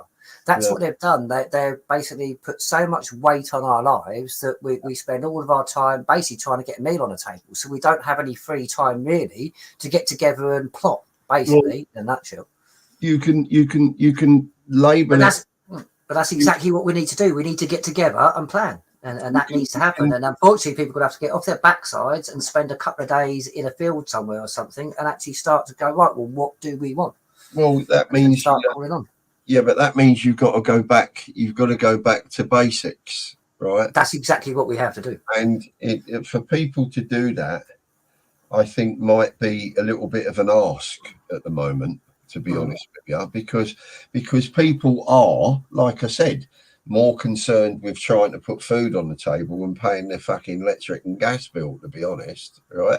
I mean, it's definitely a big concern with me, but at the end of the day, right, the problem you got, like I said to you, right, it's people have got to do it themselves. I honestly believe there are more people awake now than ever before, not just because of shows like this and shows in the past and other people that are doing them. I think people have had enough. They are waking up, and that's why a lot of the kids are turning around and saying, "Oh, I ain't going to vote. Not even going to vote." You know, you might find the next general election will be a poor turnout, right? Right? It might not be a very good turnout, and I wouldn't be too surprised if it isn't. But so somebody will get in on next to nothing, you know. But I mean, I do think a lot of the older generation don't give the youngsters credit that they're due, because from what I'm seeing, a lot of the younger generation are calling it out for what it is straight away. That they are in no. It's like when you talk about sort of like the censoring of information, Kofi's that they are not backwards about coming forwards. They're quite openly stating and stuff like that. It's just the problem, I think, is we don't pay them enough attention. I think that's been a problem with our society as a whole, really. We don't pay our children enough attention. Then when they grow up and they're not how we would like them to be, we then blame them instead of blaming ourselves, personally. I think that's atrocious. Well, this is why you know the middle classes are all screaming about childcare and one thing and another, and they can't go out to work and pay their mortgage because they can't get enough childcare out of the government, and that should be up, this should be up. At the end of the day, years ago, people never had to worry about childcare because one of the parents used to stay at home and look after them, and the bloke used to go out to work. I mean, my brother, right, his missus never worked at all when he had the two kids that they had, right? She stayed at home and looked after the kids, and he went out to work. He was the breadwinner. And he always turned around and said to me, I never had kids for somebody else to look after. I had them kids for us to look after, not somebody else, right? But the trouble is now, is back then in them days, you could do it, right? But you can't do it now because people want more and expect more. You see, everybody's got this idea, right? But what you should have when you leave school is drummed into your head, right? That you should get a good education, get a good job, earn a lot of money, buy your own home, then you will live happy, right? Yeah. Well, why do you have to get a good job, earn a lot of money, and buy a home? You don't need to do those three things. You need to get a decent job, earn a fair living, and maybe find a home some other way, whether it be renting or whatever, right? It doesn't mean to say that you've got to go and buy your own home. It's a thing that's drummed into people. And the problem we used to have a thing where homes would be passed down and wealth would be passed down, and that was stopped. Just like you mentioned earlier about both parents have to go out to work. There was a situation where grandparents would help out with childcare when both parents had to work, but they stopped that, didn't they? Because you'd have money taken off you if a family member was looking after your child, but you'd get money if you let a stranger look after your child. It's just just a nefarious progression. People don't realise, Nath, that when you buy a house in this country, you only own the bricks and mortar. You don't own the land it sits on. Because if the king was to find oil underneath your house would soon be taken off of you, and you would be given what they call a fair price, and you would be moved out because you don't own the land it sits on. You only own the bricks and mortar. That's all you own. Yeah, because people don't obtain the Alador title no more, so they don't have the land rights. I mean, an Alador title. I mean, even God can't touch your property if you've got an Alador title, but we don't. We accept. This is my problem with the statute system, and because there is two systems, people don't get this. So you've got one where basically belongings, personal wealth are protected, but a lot of people. I mean, I'm seeing it's like the amount of people that contact me because people are trying to start up LLCs and trusts and stuff like that. Well, I can assure you, I looked into trust. You know this, Steve. I went into I've done a lot of trust law. A lot of people go, we'll do a common law trust. Well, I can say this: is that if you've got 1 to 5 million, you're likely to do a legal trust, which can be removed from you. By the way, a lot of people don't realise it can be removed from you. And then people go, well, I'll do a common law trust. I dove into this heavily. There is actually no such thing as a common law trust as what people think no more. Basically, and you've got. This is why people like the Rothschilds do it, because you could literally need a team of people to run that trust. You'd need about 15 of me just to run a basic trust, because you have to have, because it's based on common law principles. There can be no default. So that trust, you can't have any loss. So you're going to have a team of people and pay this team of people to make sure there is never any loss or anything that's done that goes against the trust law or the administration of that trust. It's ridiculous. But a lot of people go for LLCs. You are literally signing up to a system that they have told you they're going to collapse. Yeah. I know it's you know, with a lot of it, I've always said to you anyway, it's unfortunately a very heavy subject, right? And you've either got to have a very good interest in it, right, for it to be taken in. You know, some people can read a book from front to back in a couple of days and take it all in, right, and really get it into their psyche. A lot of people have to read a few pages over and over again for it to actually take in.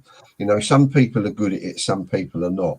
I often find that most people are not, to be honest, because like I said to you, I think their attention span has become very short anyway, right? So unless you've got a real interest in it, although you're complaining about the way the world is and the way this country is and the way it's run and all the issues and problems that are going on that are affecting your life, even if you understood that common law or one thing or another could release you from it, it's still going to take a long time to come in. You know, remember I always said to you about drip feeding people. It's the same way the government use it, but the problem is it takes a long time. I mean, how long have we been? I think I've been doing this for over 20 years now, to be honest. Well, going on what you just said there, it's like, and I say these loads of times. I mean, you remember back to the early days of the Dragons. We used to go to towns and we used to sort of say all this about the Constitution, and people would either think, "Oh, that's some medieval fantasy, so that's medieval times." Most people didn't know what common law was. They didn't even know we had a constitution. You still got people still to this day say we have no constitution, even though I've actually conclusively proved this, even 12-15 in court. But this is a problem. But it's like no one knows. But now common law and the Constitution is being mentioned all over. But it's like you say, how many years did it take to get to that? It's like now we've got a massive problem now because people are grasping an idea, just running with it. They don't. It's like you say, they haven't got the perseverance really to understand the whole process. It's like that. I'm not going to name him, but he spent 4 years putting everything on notice. But he doesn't seem to realise when you put people on notice, that is the beginning of a process. You notify people of potential criminal actions. If you don't follow through with the rest of that process, it's null and void. You actually, technically speaking, become a conspirator because you do nothing to stop that crime, even though you're aware of it. So you actually become just as culpable as the person doing it. This is what a lot of people don't get. It's we've had massive demonstrations. If you think about it, over the past few years, we've had massive demonstrations in London, right, where there were at least, I don't know, over 1 million people up in London at one time, right? Probably more than that, right?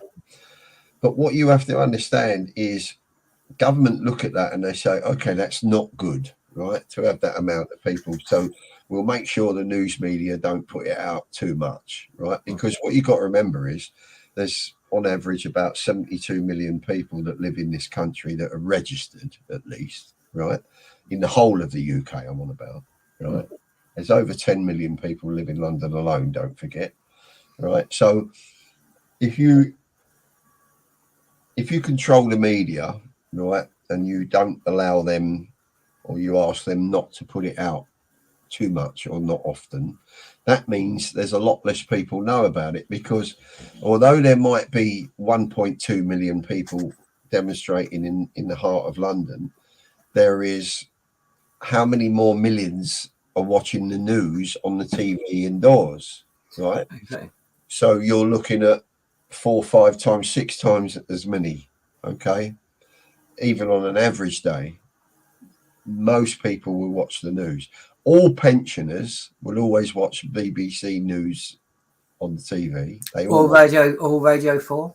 Yeah, because they've grown up in an era where it was just the BBC, right? They were the ones that told them what was going on in the Second World War, etc., and one thing and another. So they will always tune in. I know pensioners that tuned into the BBC News, to this day, and it's for that reason. It's a trust aspect. They've always trusted it, you see. So the pensioners are always the first to go out and vote. It don't matter whether there be snow and ice on the ground. Oh, they're the most staunch voting demographic that we've had since voting began. They'll always be the first to go out and vote. And, government know that. That's why they always try and keep the pensioners on side as best they can. They've upset them recently with a triple lock and one thing and another, right? So that ain't going to go down too well. But most pensioners also vote on what they see as well. If you look appeasable to people, they'll vote for you. If you look dodgy, they won't, right? Even though they might go against their own political background, which is not very vast, really, right? No. They don't really understand politics, right? Well, it's like the Blair, what I call like the Blair scenario, isn't it? It's like nice smile, looks approachable, comes across as basically like you say, it's kind of not arrogant, but I mean sort of confident but humble, and that tricks enough people to go, well, he seems like a nice man, so I'll go with him. This is why Boris got where he got, right? Because he was a buffoon and people liked him, right? The trouble is when he became prime minister, it was too much for him, right? And it proved that, it showed it, and he was lackluster and he couldn't be trusted in the end, and he was just basically full of shit, and he just relied on too many people to advise him, and a lot of them were wrong. So he actually was the only instructor of his own demise, if you like, right? Yeah. So, he was okay when he was London mayor, and that's what got him elected, really, because people seemed to trust him because he seemed more down to earth. Because what? Because he went out knobbing birds all left, right, and centre. Nobody knows actually how many kids he's really got. At the end of the day, it made him more human. So this is why that's exactly it, isn't it? It's that humanising of charisma, a lot of it, and the guy we got in charge now has got zero charisma at all. He's not very likable. The only difference is he's there because they don't trust Keir Starmer, because everybody knows that the leader of the working class man's party, which is what it was supposed to be, He's a sir for a start, and he's also Yes. a multi-millionaire. So it's a bit contradictory, really. Isn't he a member of the? Was it not the Knights of Malta, the other one or something? The Knights of Columbus. He's a member of one of them as well, isn't he? Oh, He's a what do you call it? But then most of them are, aren't they? They're all the secret and brigade, you know. Oh yeah, I know he's a Mason, but there's a thing. It's like because Blair's a member of the Knights of Malta, and he's like, I would do any. I would say do some research into the Knights of Malta people and go back to where they come from and what they're about, and you'll understand a lot more. There's Dennis here, by the way. Yeah, Den's here, but I don't know if his mic's working. Are you there, Den? Yeah. Hello, mate. Yeah, it's I've been getting kicked off the internet all night. Yeah, I've got messages from loads of people trying to get on. Apparently, they can't even yeah, there's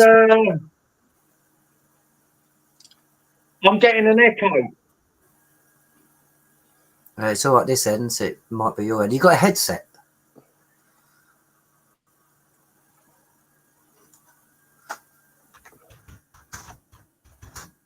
No, mate.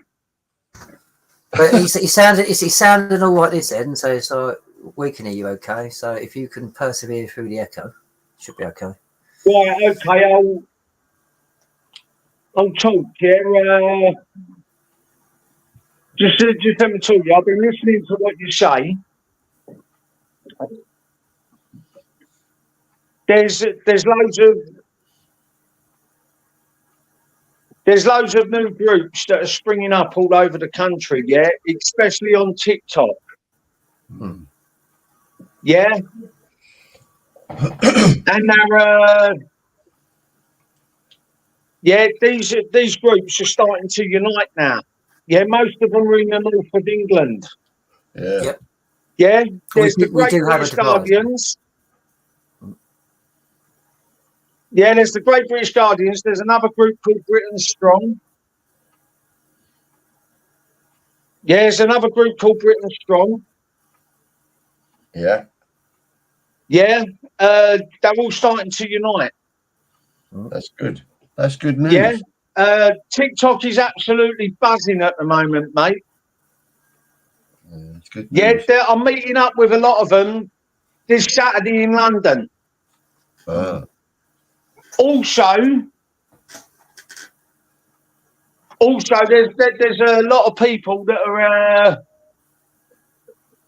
that are ex-Muslims, and they're coming to the forefront now on there, and they're speaking out against Islam. Interesting. Yeah, and there's a couple of them I'd like to get on your show, a man and a woman. Yeah, if they want to come on, like I said, it's that'll be good. More than happy to have them on. Yeah, and what I'll do, if I can talk to you in the after show chat, and maybe I can get them in touch with you. Yeah, we'll have a chat after. Good idea. If not, because it's echo on here, then I'll ring you then.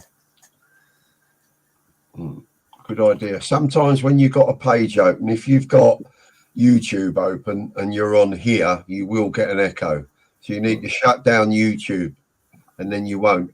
If you just stay on StreamYard and shut down YouTube, you won't get the echo if you've got that open.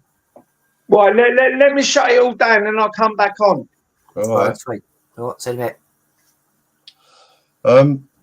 That's a good idea. Maybe you should have a chat with him afterwards. You know, it'd be quite interesting, that, I would think.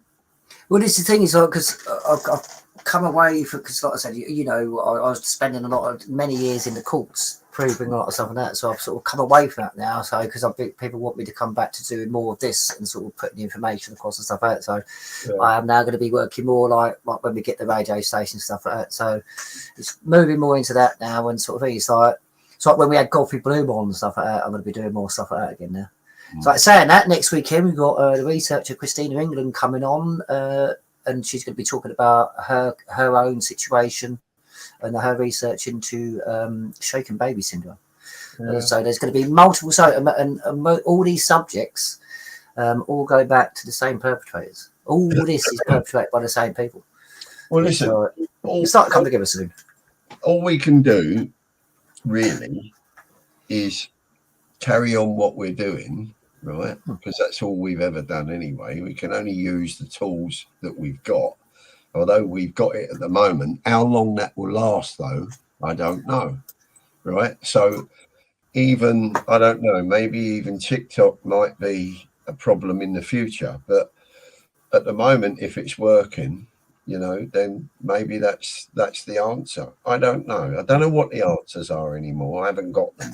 I've never been able to give too many answers. All I can say is what my own opinion is, and my own opinion is people are more awake than they ever were, and there is a lot of complacency, but there's also a lot of dissent, you know, in the youngsters, in the kids. But there's also a lot of kids out there that honestly believe that a change of government is needed. But then it's always been that way. But they think that that is the answer. It isn't, because what they'll find is it's a lot worse under Labour than it is under this lot. And believe it or not, it will be, right? Because these people will open up the floodgates. You see, the people have got. Remember what I said to you about short memories. Who is it who opened up the floodgates when he got kicked out of Parliament?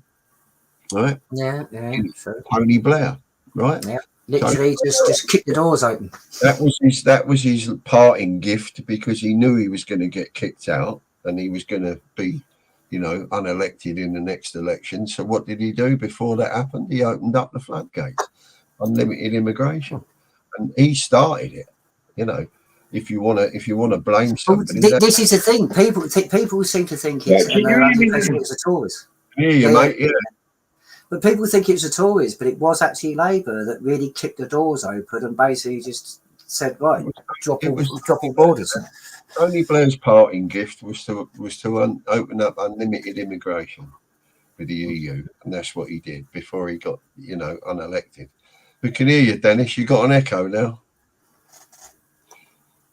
Or not? Hello. Hello. We can hear you, mate, loud and clear. Oh, good. The echo's gone. Good. There you go. Then let's solve the problem.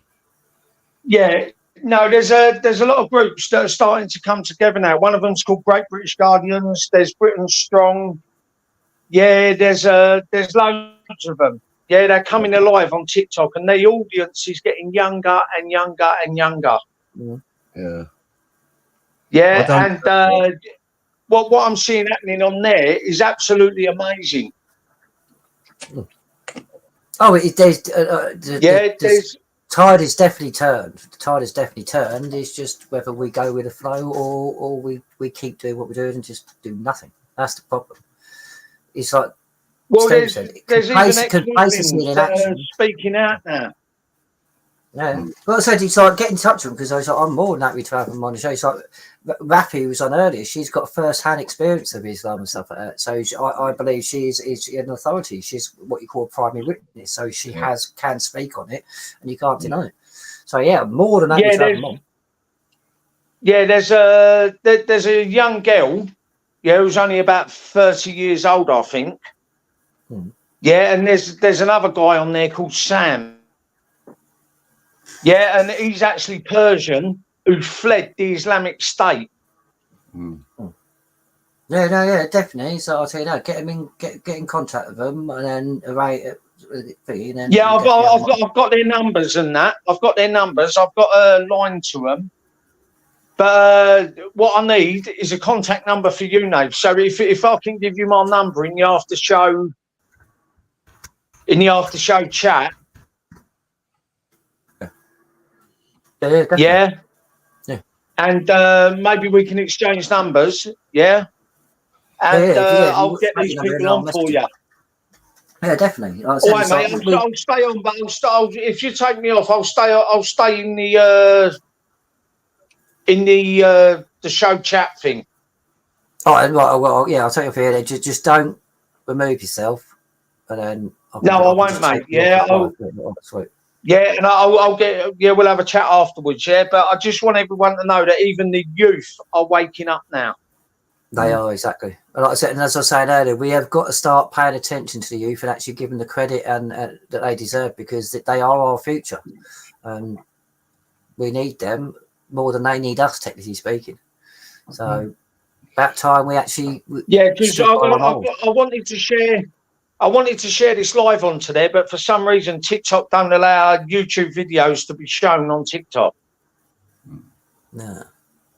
You can Yeah, but screen record I've shared or... you into Britain Strong, which is going to be passed on to Great British Guardians because they're all connected. Well, we are actually going to organise a gathering again soon, near to Runnymede again. So we'll be putting that out soon. So hopefully that maybe some of them groups can come along and have an input, because this is what we need to do. We need to get together and all start talking, all start realising that we're all on the same page and understand that everybody has got a way of helping fight this fight. Like I said, I've been saying this, Den. No one person, no one group is going to get this done. It's going to take all of us. So exactly, mate. Yeah, but there's another guy on there called Real Brits Real Talk. Yeah, and he gives some very good talks, and I'll try and get him on as well. Yeah, and there's also HJB News. Yeah, and I'm in contact with them as well. Yeah, and now they're well awake, mate. Yeah, to what's going on. And I think that they can give a fantastic contribution to your show. Brilliant. No, that's the thing. This is what we need. We need people to come forward. We need to start putting their side across and sort of what I mean. Like I said, unity is the key. Together we are stronger. I'll keep saying that. As long as they're all singing from the same hymn sheet, that's what you got to make sure. You know, as long as yes, they are, mate. They definitely are. They're all singing from the same hymn sheet. Good. Yeah, including the two Muslim people that I know on there. Yeah, the ex-Muslims, I should say. Because we've had that in the past, remember? So you've got to tread. Even now, you've still got to tread carefully, and don't forget, right? It doesn't matter we say this on the internet or not, or on this show. Don't forget, any of these groups will be infiltrated, right? All of them. Yeah, we know that, mate. I know that. I've been a long time, as Nathan will tell you. You've got to you have to automatically assume that they will be. It's as simple as that, because they all will be. Right? I don't think people understand the sheer amount of effort it's taken CMW not to be infiltrated. Yeah. It is an uphill struggle every single minute of the day, I can assure you. It's not that easy, believe me. But at the end of the day, listen, it's going to happen.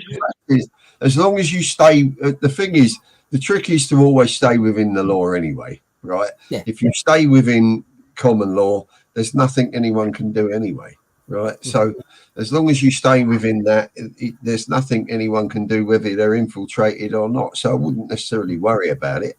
But at the end of the day, a lot of them didn't in the past, and that is where they tripped up.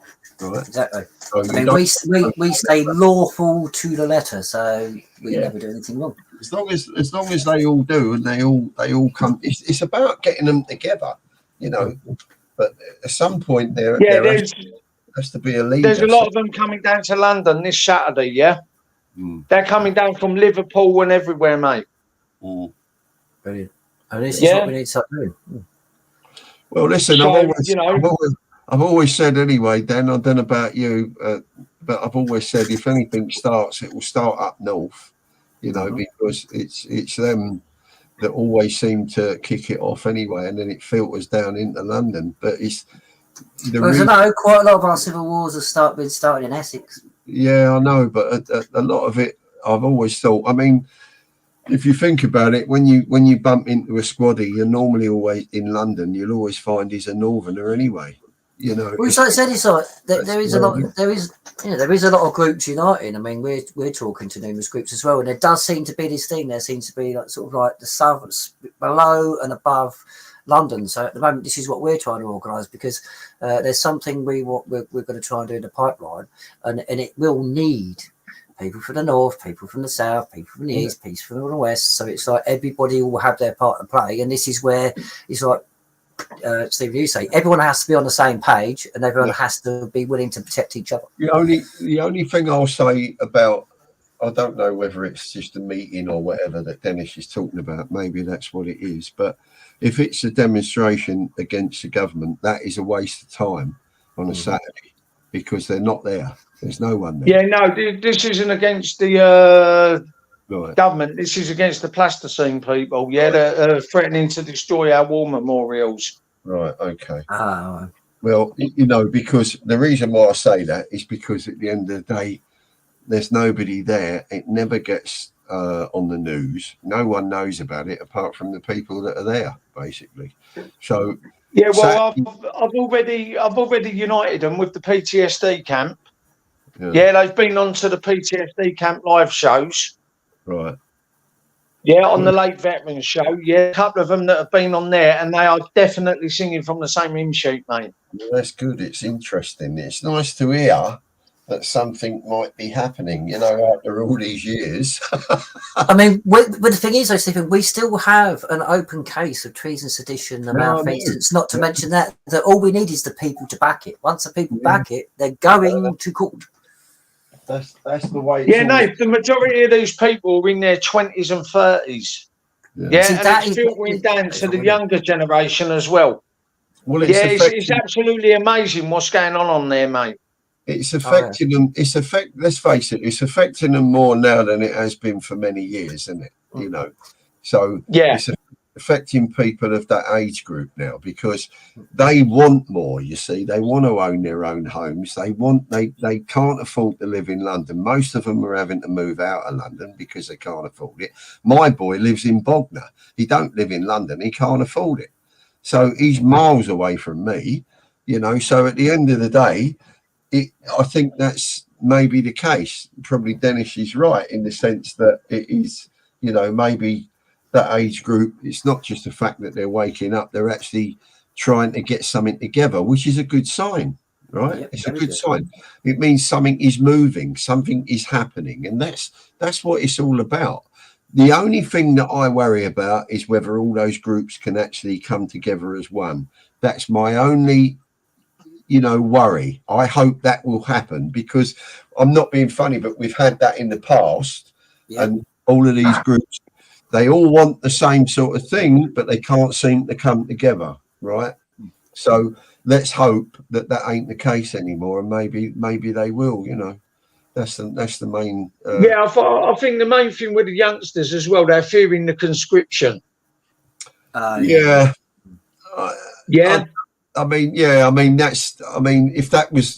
if I could explain that to them, they wouldn't fear it because, to be honest, that's never going to happen. Never. And it has to be voluntary in this country. Europe has mandatory conscription, but the UK, well, England, Ireland, Wales, I think we because we're at it's our constitution that can't override it. It has to be by voluntary action. It's not just that.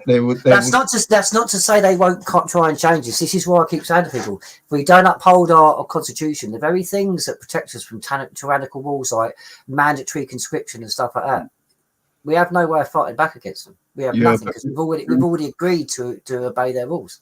Remember what I said to you earlier on, though. It's you know, you've got people waking up, and not just that. You've got a distrust of government at the moment so big, right, that if they were to try and bring something in like that, there'd be too much rebellion against it, so they would never be able to get away with it, right? And they can't afford that at the moment because we're too close to a general election. Not just that. They know, both of them, both parties, Labour and Conservative, know that if they were to try something like that, there'd be too much rebellion against it because there's a lot of people in this country that do not have a trust of government, and you know, and that goes for all age groups, not just the youngsters. So no government will ever bring in something that they know that they probably wouldn't be able to get away with. It's like I said to you, don't kid yourself that government are out of touch with reality, because they're not. They know exactly what's going on and they know exactly what they're doing, right? All that, never ever say to government they're out of touch with reality, because all you're doing is you're taking away their responsibility for what they're actually doing. People need to turn around and say the opposite. You are aware of what you're doing. We know what you're doing, and you are responsible. And moreover, you know what you're doing. You know, they literally have an army of analysts. Yeah. Even if it's beyond them, they have an army of analysts to basically work out. So they get a report of what the consequences of any action is going to be before they've even done it. They do know. stop saying they're out of touch with reality, because they're not. And it's about time that people in this country stop saying that, because it's a wrong thing to say to them, because that's exactly what they want you to say. You know, because that you're basically saying they're not responsible for what they do. Yeah, so you're removing liability from them. Yeah, exactly. By your own admission. This is the problem. In law, words are very, very strong. Yeah, you got to stop. Yeah, well, the government are going to get a big kick up the arse soon, I reckon. Oh yeah, it's coming. It's coming, and they know that too. This is what worries me. They know that too. This is why I say it's like the amendments to the health regulations, the pandemic treaty, and there's another couple of documents are our biggest threat at the moment. I don't care about his or who's that. Those are our biggest threats, because that's what removes everything down to a basic right of dignity. It's not just and people are consenting to it. It's not just government, it's the whole system that needs a kick up the arse. That's the thing. Yeah. Right? It's not. It needs to be replaced. Yeah, it's not just any particular political party, whether it be Labour or the Tories. It's the whole system itself that needs a shake up, because it is corrupt. It is not a system that actually works for the people. It's very difficult. It's like I said, it's very difficult to find a system that does, because you've got to remember, no government can make everybody happy all the time. It's never going to happen. You've got to understand that. So how can you make most of the people happy most of the time? You can't. This is why governments say they do the best for the country, because the country will always be here, but you won't be. You're always being replaced. Yeah. You can't. It's very difficult. The system can have a shake-up. Yes, it deserves one after all these years and all the shit we've put up with for a while. The whole system needs a shake-up. But whether you can make it good for everybody, I somewhat doubt. Because don't forget, we're a very multicultural society in this country, unfortunately now. And I say that, right, not in a bad way. I think we've imported too much crap, to be honest, and people that we don't need. And unfortunately, that is big business that power that, because big business are the ones that drive the wage bill. And that is the biggest expense of any business in this country, any big business, is the wage bill. And if they can keep it down, that makes them happy. And how can they keep that down? By bringing in immigrants that will work for less wages, work longer hours, and they will be happy with the money that they earn. It's as simple as that, because it creates unemployment in our own people. Yes, exactly. It's basic economics. Saturate the workforce, and that's it. Yeah. Then you've got more competition for fewer jobs, therefore you can lower the wages. It's economics 101. Jeremy is right. He said that, the only we need is a government reset. Well, yes, it is. That's what you need. But it's not just the political party itself. It's the whole of government. The system itself needs a reset. Yeah. It's the whole system. It's not just one political party. And the problem is, to go about that, it sometimes can take some extreme measures, unfortunately. And, whether people are, I often said, you go to the Houses of Parliament, or go to number 10, let's say, and you see all these gates there. We've had over 1 million people outside those gates at one time, and, pushing and shoving on those gates, but nobody went over the gates. And the reason for that is because there's armed police there. And if you think that they will not open fire on you, you're deluded, because they would do, right? Yeah. And people think, they say, they wouldn't shoot their own people. Yes, they would, because they believe that the government will be behind them. If they do it, nothing bad will come of them, you see. So they will do it, because they will say, well, they were, how's it go? Just following orders. Now, where have we heard that before? Right? Yeah, so, it's no excuse, is it? No, there is no excuse. But you see, same as ignorance is no excuse. Well, the thing is, you can follow orders, but you see, it is your right to question those orders. If you feel that those orders are wrong, you have the right to disobey them, right? Now, every soldier, sailor, airman, whatever, has that right. But how many of them have actually done it? Exactly. I would say right. not very many. Right. Gents, bear with me 2 seconds. Right. Carry on. Yeah. I'll be back in 1 second. Yeah. But that's always been the case, Dennis. And, I had a conversation with somebody when we was at Parliament.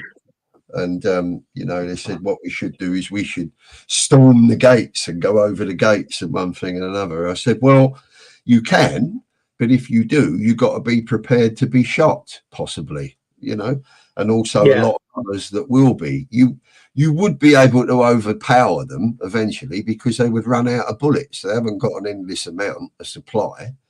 But they would be able to kill quite a few before you could overpower them. But overpower them, you could, because if you're more than them, you would overpower them. But you've got to take the risk of being shot. And quite rightly, a lot of people chose not to do that. Because a lot of people don't want to lay down their lives for freedom anymore. Years ago, they did because there was nothing else. Well, we've got nothing left to lose now. Well, that's very true. In many respects, I agree with you. I mean, it's a little bit different. We're not at war with anybody as such. We're not being bombed by anybody day in, day out, night in, night out. It's a little bit different. Well, it's a lot different, really. But the fact of the matter is it's our own people, isn't it? Right? You wouldn't expect your own people to kill you. But unfortunately, they would do because, like I said, they're just following orders. And that's the way it is. And they have a job to do. They're there to protect what they're protecting. And they will do that, even if it means opening fire on you. And I'm glad that nobody did scour those gates and ended up getting bullets in them. At the end of the day. Are we talking about Parliament? Yeah. If Parliament could have been done, we'd have done that back in the Dragon days because we did actually think about doing it to the point where it was almost banned. It is a death sentence. Our Parliament has known this is going to happen or could have happened for decades. We'll never be able to get in there and throw them out or do anything. There is a place we can go. I'm not going to say it on here, but there is a place we can go. Well, people need to be on board, and I need to be willing to stand up and do so. The thing is, it's what you're prepared to do and what you're not prepared to do. At the end of the day, I don't expect anyone to go and get themselves shot over it. But you wouldn't. Us old people who've got nothing to lose, mate. I've lived my life. You know what I mean? I understand that, Dennis. Probably me and you wouldn't be able to climb the bleeding gates in the first place. That's the trouble. But, there is that to it. But at the end of the day, the fact of the matter is majority rules. And if there is 1 million people outside those gates, I'm pretty certain that those armed police have not got 1 million rounds, right?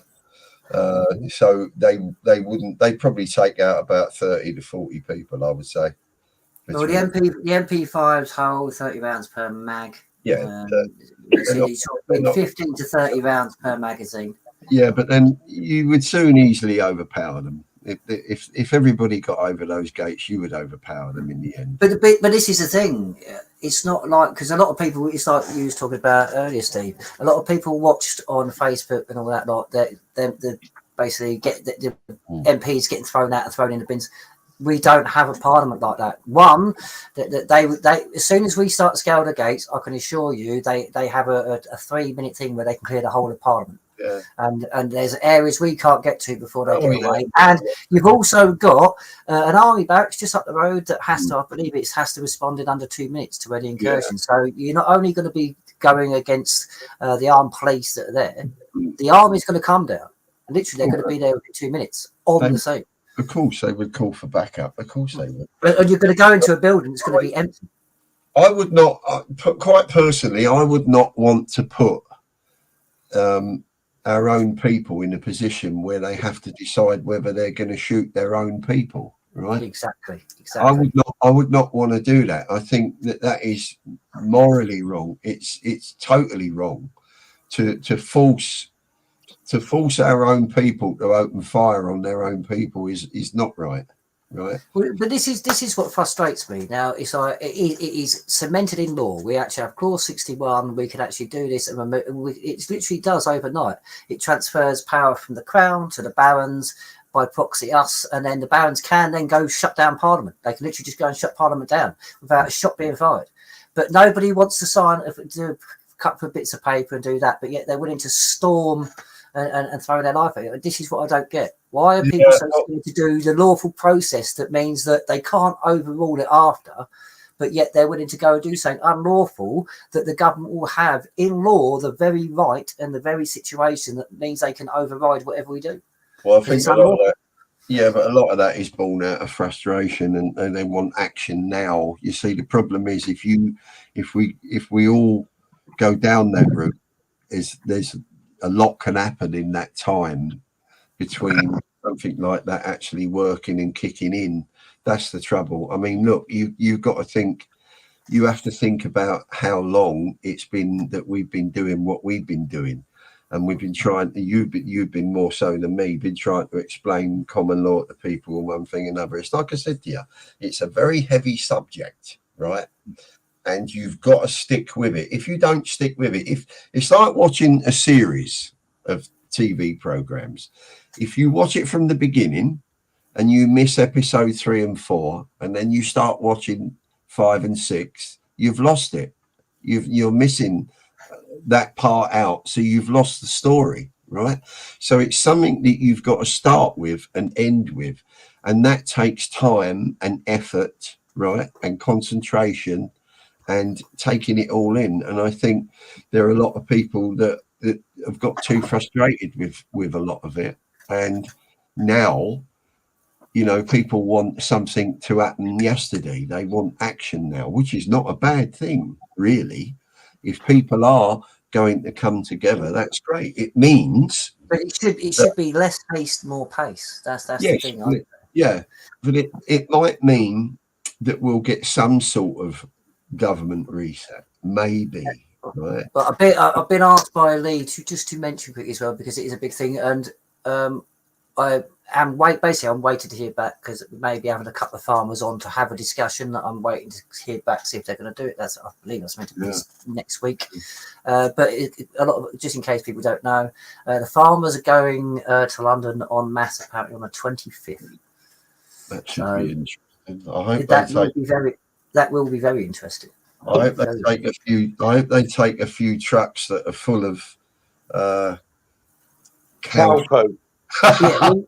we can only hope, can't we? I mean, this is the with thing. One of them spraying machines. Yeah, wouldn't that be good? Eh? But this is the thing. The French Parliament's pretty much the same as our Parliament. It's like they're going to spray in the building that lot, but the politicians are still doing what they're doing. I know it's not. It is a sign of discontent, right? And that things should change. But it's things like the farmers and the fishermen and people like, especially like the farmers who we actually owe our daily lives to, the fact that we can have food on the table. That's kind of a beacon, and this is what always happens throughout history. You need that kind of beacon that you can get behind, the very thing that reminds people. And the farmers, I do truly believe, are going to be some of the biggest things that remind us of who we are, what we want, and what we won't accept, and what we should be doing. As much as I say it, the French are normally pretty good at when they've got a problem with government. They tend to shut down the whole bloody country, and in the end, they get what they want. They've done it in the past. But this is what I'm saying. This is but this is a bigger agenda now. We haven't done that yet. We haven't attempted. Yeah, it's a bigger agenda now. You know what I mean? It's we're going against the WEF, the NWO, the U. The United Nations. Yeah, it is a bigger agenda. See, that's where our constitution plays its biggest role, because apart from the rest of the Commonwealth, it's like, but our constitution is quite unique in the fact of we can just say no, bye to the WHO whenever, because no foreign body can actually govern us or have rule over us. The act of settlement kind of puts an argument to that, but I would say that's I honestly don't believe either of any of our MPs or government officials have actually got the nerve or the balls to do any of that. To be honest with you, I don't think they would, because at the end of the day, I think if they do, I think what they're doing is cutting their own throats, because a lot of them, don't forget, have got money invested in Europe, right, all over the place. So it's like, you know, they were the ones that lost out the most when we came out of the EU, right? And don't forget, we've only that's the very reason that they may want to get back at us. So they've already lost the biggest loss they're ever going to have. Most of them literally lost their whole portfolio when we come out of Europe. So you think these people won't? I mean, there is people in this world that will burn down the boat because they can't be, and kill everyone on it because they can't be captain. Yeah, we have people like that in the world. So to think that it's like, well, you screwed me, so I'm going to screw you. If you don't think these people won't have that mentality, you've got to remember as well, the WF, everybody that's basically graduated the WF university have already been guaranteed to be okay after this. So as long as they do what they need to do, they'll be looked after. So these people haven't got to worry, most of them. See, don't forget, remember what Rafi said earlier on. She said there are no more referendums in Holland, right? Nope. They don't have them anymore, okay? But we do, right? Mm-hmm. So what could happen is you could end up with a Labour government, right? And at some point, some bright spark might turn around and say, well, maybe it's time we had another referendum to see if we could go back into Europe, because it's the answer to all our problems, right? And then they're already doing it, so we're trying to go back into Europe. And then most of the people, a lot of people in this country would turn around and say, yeah, all right then. And there'd be another referendum, or at least they would make out that most people want it, right? Oh, yeah.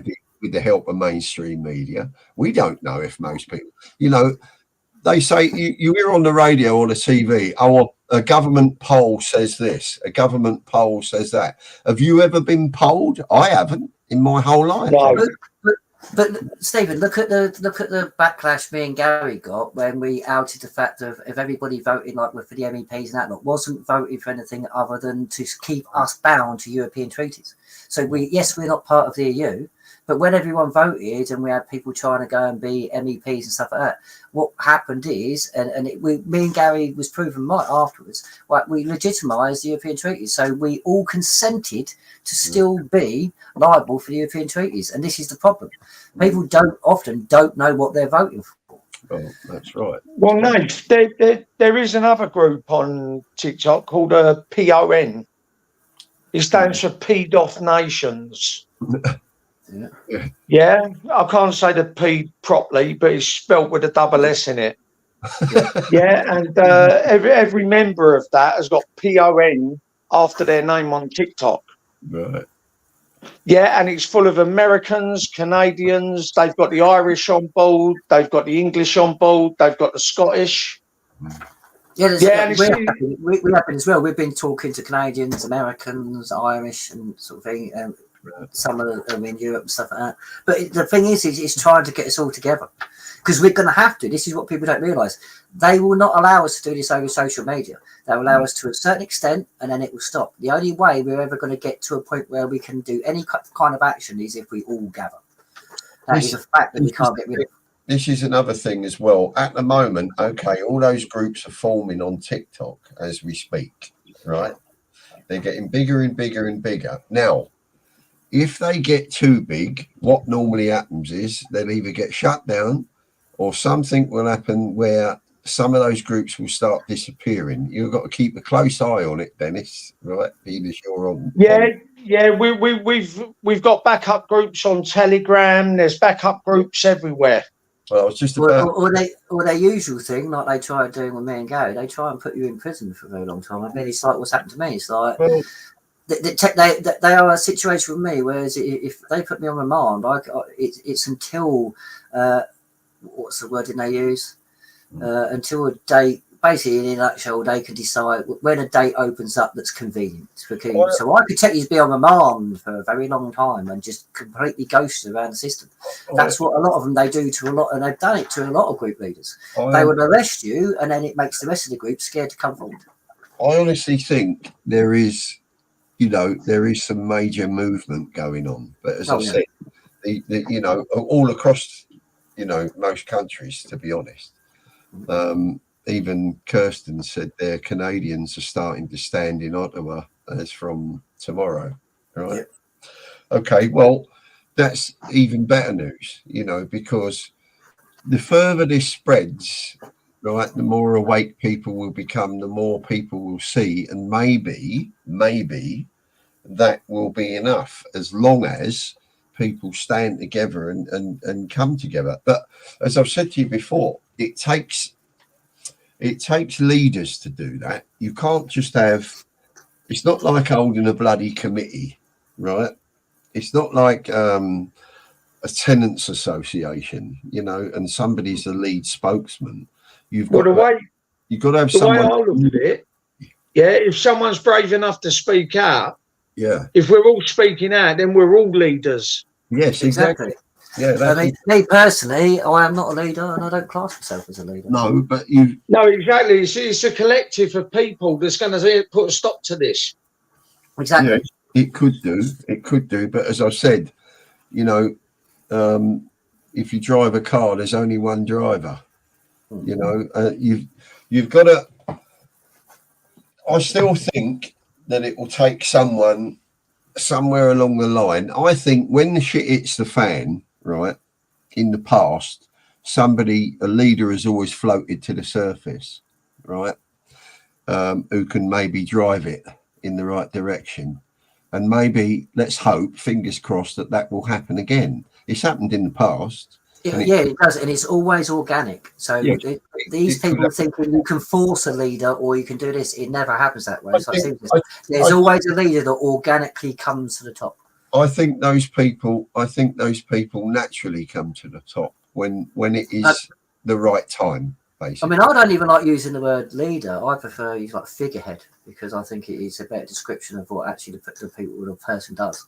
Yeah, I know what you mean, but we've always needed leaders, right? Because there are less leaders in the world than there are followers. There are many followers, right? But very few leaders. And it's no good having a load of followers that go in all sorts of different directions, right? You've got to have people keep pressuring me. Yeah. People keep pressuring me to lead things. It's like, I don't know. It's just I just have no. I don't know. I just don't see myself as a leader, and I've never really. You know, you've known me long enough, Stephen. I don't really sort of go for that. Well, no, there are different type. There's many leaders, if you like, but there's only one that ever comes to the surface, if you like, that actually can get people together and get them to do everything all at the right time in the right place. That takes planning and leadership, right? It's not just about leadership, it's about planning, right? If you can't, you know yourself, right? It took a fair bit of planning. The Khan thing, right? It weren't just a spur of the moment. We didn't all just decide to go and do it. It took planning. Yeah. Right? And to the point where the planning even went into just before we actually did it. Things had to be changed just before we did it. In fact, I had to change things on the fly when we was actually in the Quaker building. Well, that's what I'm saying. So, you know, at the end of the day, was that leadership or was that just good planning? I put it down to a bit of both, to be honest.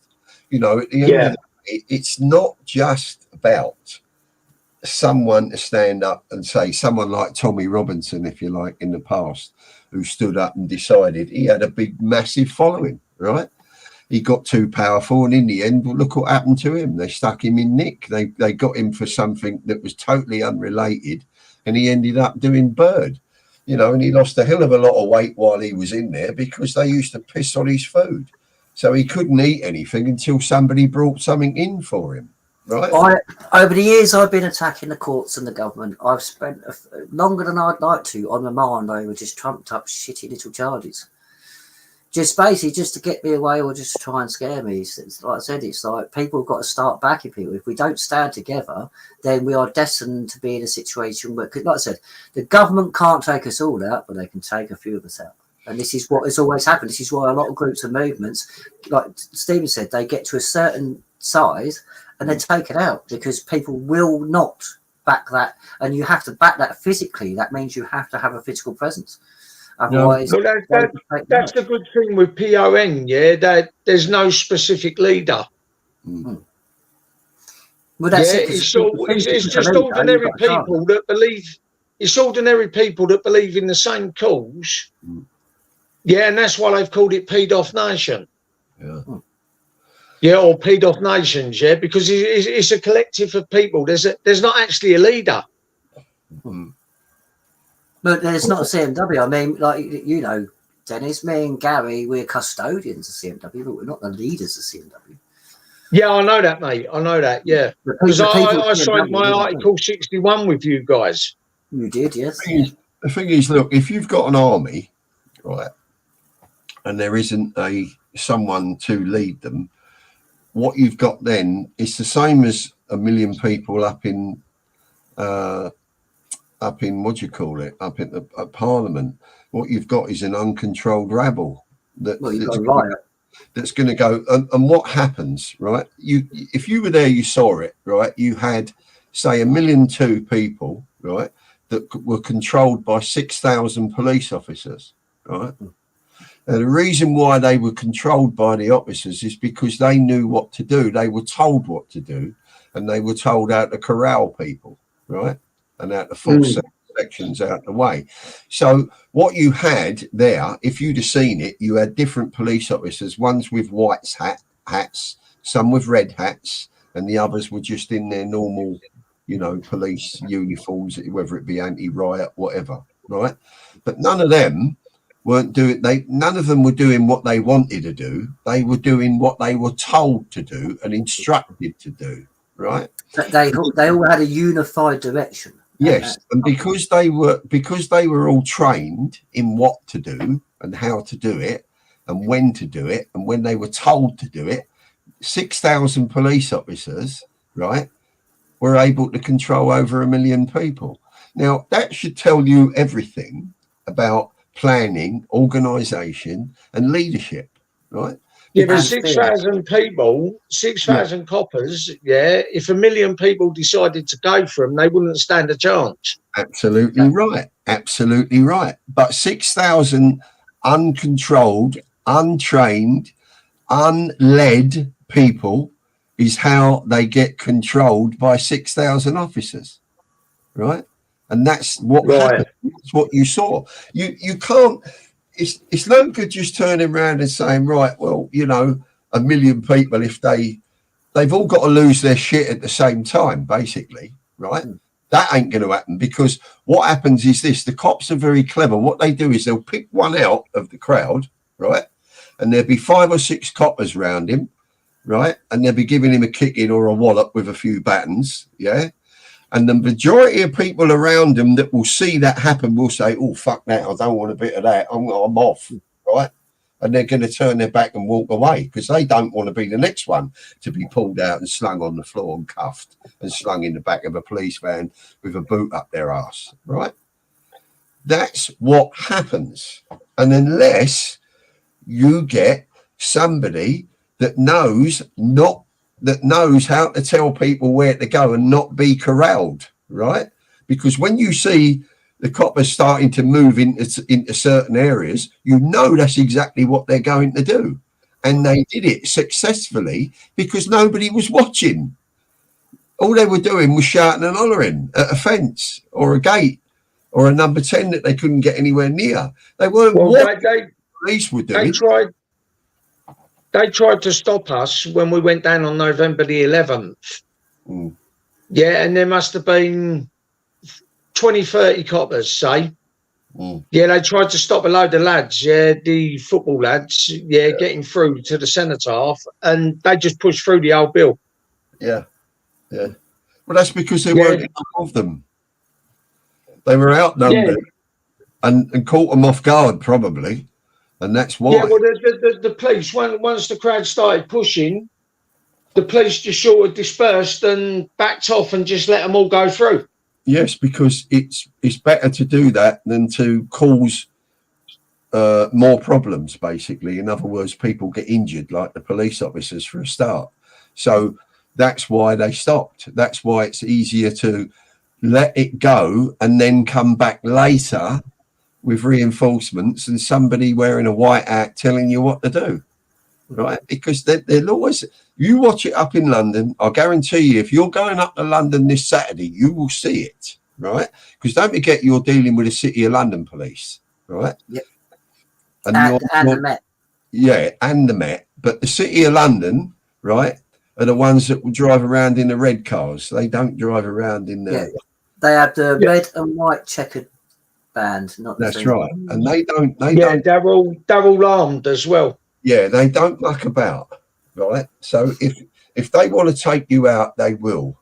And they'll find a way to do it. And they get the Met, basically, to corral everyone and to keep you, you know, to behaving yourselves, basically. You know, and like I said, you can outnumber them. Of course you can. There's more of us than them. We know that. But when you go up against armed police, you've got to be aware that if you threaten them too much, they're likely to draw their weapons on you. You know, and it's not just that. You could have 1 million people turn up in London and overpower the police, but then if you go home, I mean, this is what I'm saying about you've got to complete the process. It's like, because the minute you turn up, you do something, go home, they're going to go on the CCTV, then they'll pick you all off a thing. You've got, when I say we've got to gather and be in it for long haul, you've got to be willing to dig in and hold what you take. So if we're all going to go to London, surround Parliament, and say you're not going in, you're going to have to stay there and make sure that happens. You're going to have to make sure that they can't get enough numbers to overpower you back. Yeah, and that's what a lot of people don't think of. They don't plan enough for like supplies. They don't plan enough for things like that, and they're not willing to sit there for the long haul. That's right. Like I said, it's a game that we've got to learn to play. And if we're not willing to stay there long enough, then it's a walkover. Just responding to Jeremy's last comment, yeah, you're right. You're probably right. They probably were elderly up front. You know, at the end of the day, it's never a good idea to put the elderly in front in wheelchairs. You know, no, actually, no. Jeremy's right. It was old people, and there was a lot of women at the front, and then a lot of people. Basically, there was a separation because a lot of people stood back from that, so they wasn't getting jostled and stuff like that, and it gave them the very situation they could. Yeah, but you see, the police are clever as well. What you've got to remember is if the vast majority of people there see the cops picking on someone in a wheelchair, what happens is then the vast majority of people then go to defend the person in the wheelchair. Right, so it's a distraction and that you shouldn't do. You never put the elderly up front; they should be the last up the back. To be honest, out the way in the safety area.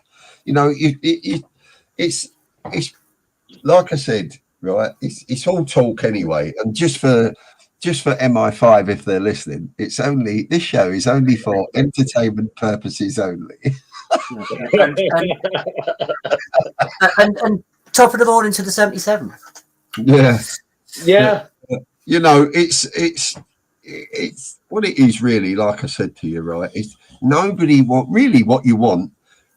we all want is the police to be on our side. We want them to drop their weapons and say, look, we ain't going to fire on you. We're going to be on your side. We're going to let you do what you want to do. Well, that's a fallacy. It's never going to happen, right? You've got to get that out of your heads first and foremost. That is never, ever going to happen. Right? The best we can hope for is to basically nullify them, so they won't act for us, but they won't act against us. They'll kind of just. No, what you've got to hope is that they would disobey orders, right? Because they have the right to disobey an order if they think it's wrong. If they are told by the governors above them, don't forget, right? Because they have to get the okay to open fire. By the way, they're not allowed to just draw their weapons and shoot. Three people have to give the okay. Yeah. So what they could do is they could say, well, hang on a minute, I'm not comfortable with opening fire on my own people, right? But then you got to look at the fact is that copper then is going to be out of a job. won't be able to pay his mortgage, won't be able to feed his kids, right? Because I guarantee you they will out him, right? He certainly won't be part of the DPD, the Diplomatic Protection Department. They'll have him out of that right away, so he won't be carrying weapons anymore, right? He'll probably be back on, well, I say back on the beat. They don't do that anymore. But he'll be out there controlling traffic or something. You know, at the end of the day, they're never going to do it. You've got to get that right out of your faults, because they're not going to do it. I mean, that doesn't mean that it's okay to mock up to protests and just like scream and shout at police, because again, we want that situation where we don't vilify. Basically, if we alienate them more by going, you're this, you're that, they're more likely to act against us. The thing is, a lot of them are sympathetic. The thing is, a lot of them are sympathetic to us anyway. A lot of them, you know, actually believe what we believe, right? But the trouble is, they're in the job, right? And like I said to you before, they're just following orders. They'll always use that excuse, right? But they still have the right to disobey an order if they think it's unjust, if they think it's wrong, right? But how many of them have actually done it? I don't know the answer to that. I don't think anybody does. I know a few that have dealt with me that have basically sort of used their autonomy, because a lot of people don't know this. Every time a constable steps outside that police station, he's autonomous. He's his own authority. Yeah, he can't be told what to do. And I have had a couple of good constables that, when they've been told to arrest me, have gone, I don't believe there's grounds for arrest. And it's like, I've actually heard, well, if you want him arrested, you come and arrest him. They can use their own discretion. Of course they can. Of course they can. They can use their own discretion and their own, you know, if they feel that it's not warranted, they won't continue with it. They'll just say, well, look, you know, I think a warning is good enough, and tell end the story, right? So they can do that if they want to. But like I said to you, it's a different story when you're mob-handed and you're up in London and, you know, there's armed police. It's a different kettle of fish. It's not the same. And, you know, you're talking about a totally different subject. It's not even similar in any way. And, you know, as I've said, it shouldn't really come to that, because there are many other ways that it can be dealt with before it, you know, gets that far. I mean, I'll tell you now, it's a lot of people that have been in the movement for the last 4 years, saying the code movement, won't understand it. But those of us that have been in the movement for a very long time, Stephen, you should remember this. It used to be the same. We would go down there, we'd make a certain amount of ground, but as soon as we give that ground up, next minute they've bollarded it. You know what I mean? And they've secured it. There's been times when you can't get to Parliament because we've gone down there and kicked off a bit. So then they just stop your ability to get to Parliament. That's what I say. Unless people have got to start getting to me, it's like, yes, you're going to have to put your house, your job and everything on the line, because you're going to lose it anyway. I can assure you, you're going to lose it all anyway, because that's their plan. They've already blatantly told you this. So you've got to have that gumption to be say, right, well, it's freedom or bust. You've got to be willing to go there and stay there till the job is done. And that's not going to be in a couple of days. So you have to be in it for the long haul. I think sometimes it's a little bit of truth, a little bit in it, what Gary says. You know, you think that somebody else is going to do it for you. You know, you've got that. There is that attitude where I'm not going to do anything because I'm going to let someone else do it. You know, there's also, it's like I said to you, it will never be. This is why you should never make this. No group should ever make this a religious thing or a Muslim thing or a, you know, an Israeli thing or anything else. Keep that out of it, right? What this should be about is resetting our political system. Right, it's got nothing to do with what country you come from. It's got nothing to do whether you're a Muslim, whether you're don't matter which country you're from, right, or what religion you practice. It's got nothing to do with that. It's got nothing to do with religion. This is purely about resetting the system that has had us all by the fucking bollocks for the last God knows how many years. 100 years. You know, so that's what it's about, really. But there are, don't forget, this is where you've got to be careful, because there are groups out there that will make it a religious thing. And then once you do that, you're stepping outside the realms of what really it's all about. And then that gives them the excuse to come in heavy-handed. Right? Exactly. That's why we've always stuck with common law and the Constitution. Yeah, man, stick with the very basics where you have what you call the moral right, and you can't go wrong. But too many people just got to go, I don't want to do that. I don't want to do that. I just don't get it. I really don't. No, it's Well, you know, I'd like you to speak to these groups, Nate, yeah, to explain Article 61 to them in a better way than what I can. Oh yeah, definitely. No, get in contact with them. I'll have them on. Of course, we'll. You know that. Yeah, because that they're all, the average age of them is about 30 and below. Yeah, there's very few of them that are like over 30, 35. Yeah, very few. Well, that's it. Yeah, well, definitely. This is what we need. We need to start speaking to each other. We need to start getting on the same page. And with that, the only way it's going to be to do that is talk to each other. So this is the thing. All right then. Well, I'll just sit quiet now, yeah, and let you guys carry on, and I'll have a chat with you in the after show chat, but I won't leave the live, yeah. Well, I was thinking about we can exchange numbers, yeah. I was thinking about wrapping up. I was thinking about wrapping it up now because it's like 20 to 1 in the morning. So. Yes, I'm going to definitely hit the sack. I've got to tell you because I'm starting to fade now. All right, then. Well, I'll just stay on until you close down, yeah, and then we can exchange numbers, yeah. Right, sweet. Right, yeah, stay there. Stay there. Talk to you, mate. Yeah, it's good to talk to you, Steve. Take care of yourself. Yeah, same to you, mate. See, this is the thing. This is the encouraging part. People are starting to unite. I mean, there's been many attempts over years, and we're going to have to keep trying. And that's what people don't get. We're going to have to keep trying. It will get there. I'm not going to use the word unite.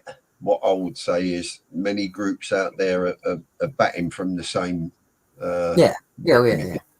Right. So yeah, but I think these new groups that are starting up, I think they need a bit of guidance. Well, that's and I think that you're the guys to do it. Well, I don't know about that. But at the end of the day, if they what I mean is by guidance, I mean they need to know the full score. You know what I mean? Yeah, if they want information, we're more than happy to give it to them. Put it that way. But all right, then, great. Yeah, I'll start making the calls as soon as I get Nathan's number. Yeah. Oh, brilliant. All right, well, I'll wrap this up now. Then stay where you are, Dennis. All right. Yes. Jeremy. Yes, been a pleasure speaking to you and see you as well, mate. It's been a long time. Thanks for coming on, Jeremy. You're going to have to start doing that more often, my son. Thanks to Rafi. Thanks to Wayne for coming on. Thanks to Gary. Thanks for everybody who tunes in and has had an input in the chat. It's you lot that make it. So thank you very much. Been a pleasure, mate. Yes, as always. And we will, as I said to Wayne and Rafi, we're going to start doing some more. We're having us all on. The old guard are going to have to start coming together again. Like I said, I'm lucky enough that I've had people like Steve and Wayne and Rafi out to teach me. So it's like, right, let's get the benefit of knowledge where we've got it. Let's start doing it now. A lot of it's common sense, let's face it. Right. I'm going to finish the live. Until next time, everybody, thank you for joining in. Good night. See you all soon. Right. Bless and may your God go with you.